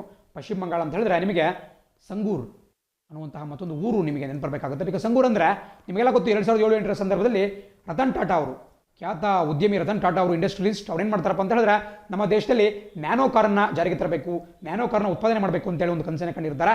ಅದಕ್ಕೆ ಸಂಬಂಧಪಟ್ಟಂಗೆ ಪಶ್ಚಿಮ ಬಂಗಾಳದ ಸಂಗೂರ್ ಅನ್ನುವಂತಹ ಪ್ರದೇಶದಲ್ಲಿ nano car manufacturing plant, nano car ತಯಾರಿಕಾ ಘಟಕವನ್ನು ಅವರು ಸ್ಥಾಪನೆ ಮಾಡಲಿಕ್ಕೆ ಹೊರಡ್ತಾರೆ. ಹೇಗೇನು ಅವಾಗ ಏನಾಗುತ್ತಪ್ಪ ಅಂತ ಹೇಳಿದ್ರೆ, ಅವಾಗ ವಿರೋಧ ಪಕ್ಷದಲ್ಲಿದ್ದಂತಹ ಮಮತಾ ಬ್ಯಾನರ್ಜಿ ಅವರ ವಿರೋಧವನ್ನು ಎದುರಿಸಬೇಕಾಗುತ್ತೆ. ಮತ್ತು ಲೋಕಲಿ ಏನು ರೈತರಿದ್ದರು ಅವರೆಲ್ಲ ದಂಗೆ ಹೇಳ್ತಾರೆ. ಕೊನೆಗೆ ಬಹಳ ಬೇಜಾರುಗೊಳ್ತಾರೆ ನಮ್ಮ ರತನ್ ಟಾಟಾ ಅವರು. ಕೊನೆಗೆ ಅವರು ಒಂದು ಘೋಷಣೆಯನ್ನು ಮಾಡ್ತಾರೆ, ನಾನು ಈ ಪಶ್ಚಿಮ ಬಂಗಾಳದ ಸಂಗೂರಿನಿಂದ ನಮ್ಮ ಮ್ಯಾನುಫ್ಯಾಕ್ಚರಿಂಗ್ ಪ್ಲಾಂಟನ್ನು ಹೊರಗಡೆ ಹೋಗ್ತಾ ಇದ್ದೀನಿ ಅಂತೇಳಿ. ಸೊ ನಿಮಗೆ ಎಷ್ಟು ಗೊತ್ತಿರಬೇಕಾಗುತ್ತೆ ಯಾವ ರೀತಿ ಪಶ್ಚಿಮ ಬಂಗಾಳದಲ್ಲಿ ಒಂದು ಪೊಲಿಟಿಕ್ಸ್ ನಡೆಯುತ್ತೆ ಅಂತೇಳಿ. ಆ್ಯಂಡ್ ಇನ್ನೂ ಸ್ವಲ್ಪ ನೀವು ಡೀಟೇಲ್ ನೋಡಿದ್ರೆ, 2008ರಲ್ಲಿ ಯಾವಾಗ ರತನ್ ಟಾಟಾ ಅವರು ಅನೌನ್ಸ್ ಮಾಡ್ತಾರೆ ತಮ್ಮ ನ್ಯಾನೋ ಕಾರ್ ಪ್ಲಾಂಟನ್ನು ಸಂಗೂರಿಂದ ಶಿಫ್ಟ್ ಮಾಡಬೇಕು ಅಂತೇಳಿ ಅವರು ತೀರ್ಮಾನ ಮಾಡ್ತಾರೆ. ಅದಾಗಿ ಕೆಲವೇ ಕ್ಷಣದಲ್ಲಿ ಅಂದಿನ ಗುಜರಾತ್ ಮುಖ್ಯಮಂತ್ರಿ, ಏನು ಇವತ್ತು ನಮ್ಮ ದೇಶದ ಪ್ರೈಮ್ ಮಿನಿಸ್ಟರ್ ಆಗಿದ್ದಾರೆ ನರೇಂದ್ರ ಮೋದಿ ಅವರು ಅವಾಗ ಗುಜರಾತ್ CM ಆಗಿರ್ತಾರೆ. ಅವರು ಇವರಿಗೊಂದು ಮೆಸೇಜ್ ಕಳಿಸ್ತಾರೆ, SMS ಕಳಿಸ್ತಾರೆ. ಏನಪ್ಪ ಅಂತ ಹೇಳಿದ್ರೆ, ಸುಸ್ವಾಗತಂ ಅಂತ ಹೇಳಿ. ಅಂದರೆ ಪಶ್ಚಿಮ ಬಂಗಾಳದಿಂದ ನೀವು ಹೊರಗಡೆ ಬರಬೇಕಾದ್ರೆ ಏನು ತೊಂದರೆ ಇಲ್ಲ, ನಾವು ಗುಜರಾತಲ್ಲಿ ನಿಮಗೆ ರೆಡ್ ಕಾರ್ಪೆಟ್ ಸ್ವಾಗತವನ್ನು ಕೊಡ್ತೀವಿ, ನೀವು ನಮ್ಮಲ್ಲಿ ಬಂದ್ಬಿಟ್ಟು ನಿಮ್ಮ ಒಂದು ಘಟಕವನ್ನು ಸ್ಥಾಪನೆ ಮಾಡ್ಕೊಳ್ಳಿ ಅಂತೇಳಿ. ಅದೇ ರೀತಿ ಅವರು ಸನಂದ್ ಅನ್ನುವಂಥ ಒಂದು ಪ್ರದೇಶ ಗುಜರಾತಲ್ಲಿ, ಅಲ್ಲಿ ಬಂದ್ಬಿಟ್ಟು ನ್ಯಾನೋ ತಯಾರಿಕಾ ಘಟಕವನ್ನು ಅವರು ಪ್ರಾರಂಭ ಮಾಡ್ತಾರೆ. ಸೊ ಜಸ್ಟ್ ವೆಸ್ಟ್ ಬೆಂಗಾಲ್ ಬಗ್ಗೆ, ನಂದಿಗ್ರಾಮ್ ಬಗ್ಗೆ, ಸಂಗೂರ್ ಬಗ್ಗೆ ಸ್ವಲ್ಪ ಡೀಟೇಲ್ಸ್ ಹೇಳಿದ್ದಾರೆ. ಜಸ್ಟ್ ಗೊತ್ತಿರೋ ಬಹಳ ಒಳ್ಳೆಯದಾಗಿರುತ್ತೆ, ಸ್ಟ್ಯಾಟಿಕ್ GK ಪಾಯಿಂಟ್. ಅದೇ ರೀತಿ ಇವತ್ತಿನ ಒಂದು ಕೊನೆಯ ಒಂದು ಸುದ್ದಿ ನಿಮ್ಮ ಸ್ಕ್ರೀನ್ ಮೇಲೆ ಕಾಣಿಸ್ಕೊಳ್ತಾ ಇದೆ. Hampi is BBC's Indian sports women of the year. ನಿಮಗೆಲ್ಲ ಗೊತ್ತಿರುತ್ತೆ, BBC ಬ್ರಿಟಿಷ್ ಬ್ರಾಡ್ಕಾಸ್ಟಿಂಗ್ ಅಂತ ನಾವೇನು ಕರಿತೀವಿ, ಒಂದು ಖ್ಯಾತ ಬ್ರಿಟನ್ ದೇಶದ ಒಂದು ಸುದ್ದಿ ಸಂಸ್ಥೆ. ಅವರು ಪ್ರತಿ ವರ್ಷ ಈ ಸ್ಪೋರ್ಟ್ಸ್ ಅವಾರ್ಡ್ಸನ್ನು ಕೊಡ್ತಾ ಹೋಗ್ತಾರೆ. ಸೊ ಆ ಸ್ಪೋರ್ಟ್ಸ್ ಅವಾರ್ಡ್ಸ್ ನಿನ್ನೆ ಅಷ್ಟೇ ಅನೌನ್ಸ್ ಆಗಿದೆ. ಅದರಲ್ಲಿ ನಿಮಗೆ ಚಿತ್ರದಲ್ಲಿ ಕಾಣ್ತಾ ಇರತಕ್ಕಂತಹ ಕೊನೇರು ಹಂಪಿ ಅವರಿಗೆ ವರ್ಷದ ಮಹಿಳಾ ಆಟಗಾರ್ತಿ ಅಂಥೇಳಿ, sports women of the year ಅಂಥೇಳಿ ಅವ್ರನ್ನ ಒಂದು ಚೂಸ್ ಮಾಡಲಾಗಿದೆ. ಬರ್ಕೊಳ್ಳಿ ಅವರ ಹೆಸರನ್ನ, ಕೊನೇರು ಹಂಪಿ. ಇವರು ಬೇಸಿಕಲಿ ಅವರ ಹೆಸರಲ್ಲಿ ಹಂಪಿ ಇದೆ, ಹಾಗಾಗಿ ಕರ್ನಾಟಕದವ್ರು ಅನ್ಕೋಬಹುದು. ಕರ್ನಾಟಕದವರಲ್ಲ, ಬದಲಾಗಿ ಅವರು ಆಂಧ್ರ ಪ್ರದೇಶದವರು. ಆ್ಯಂಡ್ ಇವರು ಯಾವ ಕ್ರೀಡೆಗೆ ಸಂಬಂಧಪಟ್ಟಿದ್ದಾರೆ ಅಂತ ಕೇಳ್ತಾರೆ, ಖಂಡಿತ ಕೇಳ್ತಾರೆ.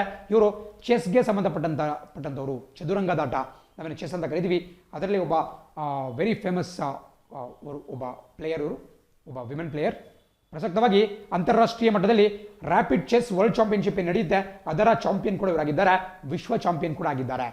ನಿಮಗೆ ಚೆಸ್ಸಲ್ಲಿ ಬೇರೆ ಬೇರೆ ವಿಭಾಗಗಳು ಬರುತ್ತೆ, ಅಲ್ಲಿ ರ್ಯಾಪಿಡ್ ಚೆಸ್ ಅಂತ ಕಾಣಿಸ್ಕೊಳ್ಳುತ್ತೆ. ರ್ಯಾಪಿಡ್ ಚೆಸ್ಸಲ್ಲಿ ಪ್ರಸಕ್ತವಾಗಿ ಮಹಿಳಾ ವಿಭಾಗದಲ್ಲಿ ಅಂತಾರಾಷ್ಟ್ರೀಯ ಮಟ್ಟದಲ್ಲಿ ಏನು ವರ್ಲ್ಡ್ ಚಾಂಪಿಯನ್ ಯಾರಪ್ಪ ಅಂತ ಹೇಳಿದ್ರೆ ಇದೇ ಕೊನೇರು ಹಂಪಿಯವರು. ಅವರು ನಮ್ಮ ಭಾರತದ ಆಂಧ್ರ ಪ್ರದೇಶದವರು. ಅವ್ರನ್ನ Indian sports woman of the year ಅಂತೇಳಿ ಚೂಸ್ ಮಾಡಲಾಗಿದೆ. ಅದೇ ರೀತಿ ಬಲಭಾಗದಲ್ಲಿ ಕಾಣಿಸ್ಕೊಳ್ತಾ ಇರ್ತಕ್ಕಂಥದ್ದು ಅಂಜು ಬಾಬಿ ಜಾರ್ಜ್. ಕೇಳ್ತಾರೆ ಅಂಜು ಬಾಬಿ ಜಾರ್ಜ್ ಯಾವ ಕ್ರೀಡೆಗೆ ಸಂಬಂಧಪಟ್ಟಿದ್ದಾರೆ ಅಂತೇಳಿ. ಇವರು ಲಾಂಗ್ ಜಂಪ್, ಇವರೊಬ್ಬ ಅಥ್ಲೀಟ್. ಬೇಸಿಕಲಿ ಲಾಂಗ್ ಜಂಪ್ನಲ್ಲಿ ಸಾಕಷ್ಟು ಪ್ರಸಿದ್ಧಿಯನ್ನು ಪಡೆದಿದ್ದರು. ಒಂದು ಕಾಲದಲ್ಲಿ ಸಾಕಷ್ಟು ಒಲಿಂಪಿಕ್ಸ್ನಲ್ಲಿ ಸಾಕಷ್ಟು ಒಂದು ನಿರೀಕ್ಷೆಯನ್ನು ಕೂಡ ಮೂಡಿಸಿದ್ರು 2004ರ ಅಥೆನ್ಸ್ ಒಲಿಂಪಿಕ್ಸಲ್ಲಿ. ಬಟ್ ಪದಕ ಗೆಲ್ಲುವಲ್ಲಿ ವಿಫಲರಾದರು. ಬಟ್ ಆದರೂ ಕೂಡ ಇಂದಿಗೂ ಕೂಡ ಭಾರತದ ಒಬ್ಬ ಖ್ಯಾತ ಒಬ್ಬ ಕ್ರೀಡಾಪಟು ಇವರು, ಅಥ್ಲೀಟ್. ಆ್ಯಂಡ್ ಇವರಿಗೆ ಕೂಡ ಜೀವಮಾನ ಶ್ರೇಷ್ಠ ಪ್ರಶಸ್ತಿಯನ್ನು BBC ಅವರು ಅನೌನ್ಸ್ ಮಾಡಿದ್ದಾರೆ. ಆ್ಯಂಡ್ ಕೆಳಭಾಗದಲ್ಲಿ ನಿಮಗೆ ಕಾಣಿಸ್ತಾ ಇರ್ತಕ್ಕಂತಹದ್ದು ಮನು ಬಾಕರ್. ಮನು ಬಾಕರ್ ಒಬ್ಬ ಮಹಿಳಾ ಶೂಟರ್. ನಿಮಗೆ ಏನು ಒಲಿಂಪಿಕ್ಸ್ನಲ್ಲಿ ಶೂಟಿಂಗ್ ಗೇಮ್ ಕಾಣಿಸ್ಕೊಳ್ಳುತ್ತೆ, ಆ ಶೂಟಿಂಗ್ ಸ್ಪರ್ಧೆಯಲ್ಲಿ ಭಾಗವಹಿಸ್ತಕ್ಕಂತಹ ಒಬ್ಬ ಮಹಿಳಾ ಆಟಗಾರ್ತಿ ಮನು ಬಾಕರ್. ಇವರು ಕೇವಲ 18 ವರ್ಷ ವಯಸ್ಸವರಿದ್ದಾಗಲೇ ಅಂತಾರಾಷ್ಟ್ರೀಯ ಮಟ್ಟದಲ್ಲಿ ಸಾಕಷ್ಟು ಪದಕಗಳನ್ನ ಪಡೆದುಕೊಂಡ್ರು. ಸೊ ಹಾಗಾಗಿ ಈ ಮನು ಬಾಕರ್ ಏನಿದ್ದಾರೆ ಅವ್ರನ್ನ ನಮ್ಮ BBC ಅವರು ಎಮರ್ಜಿಂಗ್ ಪ್ಲೇಯರ್ ಅಂತ ಹೇಳಿ ಘೋಷಣೆ ಮಾಡಿದ್ದಾರೆ. ಅಂದರೆ ಉದಯೋನ್ಮುಖ ಆಟಗಾರ್ತಿ ಅಂತೇಳಿ ಅವರಿಗೊಂದು ಅವಾರ್ಡನ್ನು ಕೂಡ ಕೊಟ್ಟಿದ್ದಾರೆ. ಸೊ ಪರೀಕ್ಷೆಯಲ್ಲಿ ಕೇಳ್ತಾರೆ BBC ಅವಾರ್ಡ್ಸ್ ಅಂದಿರತಕ್ಕಂತಹ ಕೊನೇರು ಹಂಪಿ, ಅಂಜು ಬಾಬಿ ಜಾರ್ಜ್, ಜೊತೆಗೆ ಮನು ಬಾಕರ್ 3 ಜನರ ಹೆಸರು ಗೊತ್ತಿರಬೇಕಾಗುತ್ತೆ. ಜೊತೆಗೆ ಅವರು ಆಡ್ತಕ್ಕಂತಹ ಕ್ರೀಡೆ ಕೂಡ ನಿಮಗೆ ಬಹಳ ಪ್ರಮುಖವಾಗಿ ಗೊತ್ತಿರಬೇಕಾಗುತ್ತೆ. ಮನು ಬಾಕರ್ ಈ ಬಾರಿ ಭಾರತವನ್ನು ಒಲಿಂಪಿಕ್ಸ್ನಲ್ಲೂ ಕೂಡ ಪ್ರತಿನಿಧಿಸ್ತಾರೆ. ಅವರು ಯಾವ ಕ್ರೀಡೆಗೆ ಸಂಬಂಧಪಟ್ಟಿದ್ದಾರಪ್ಪ ಅಂತ ಹೇಳಿದ್ರೆ ಖಂಡಿತವಾಗಿ ಶೂಟಿಂಗ್ ಅಂತೇಳಿ ಟಿಕ್ ಮಾಡಬೇಕಾಗುತ್ತೆ. ಇದರೊಂದಿಗೆ ಇವತ್ತಿನ ಪ್ರಮುಖ ದಿನಪತ್ರಿಕೆಗಳ ವಿಶ್ಲೇಷಣೆ ಮುಕ್ತ ಆಗುತ್ತೆ. ನಾಳೆ ಇದೇ ಸಮಯಕ್ಕೆ ನಿಮ್ಮನ್ನು ಮತ್ತೆ ಭೇಟಿ ಮಾಡ್ತೀನಿ. Thanks for the video. Senior website. Jai Hind.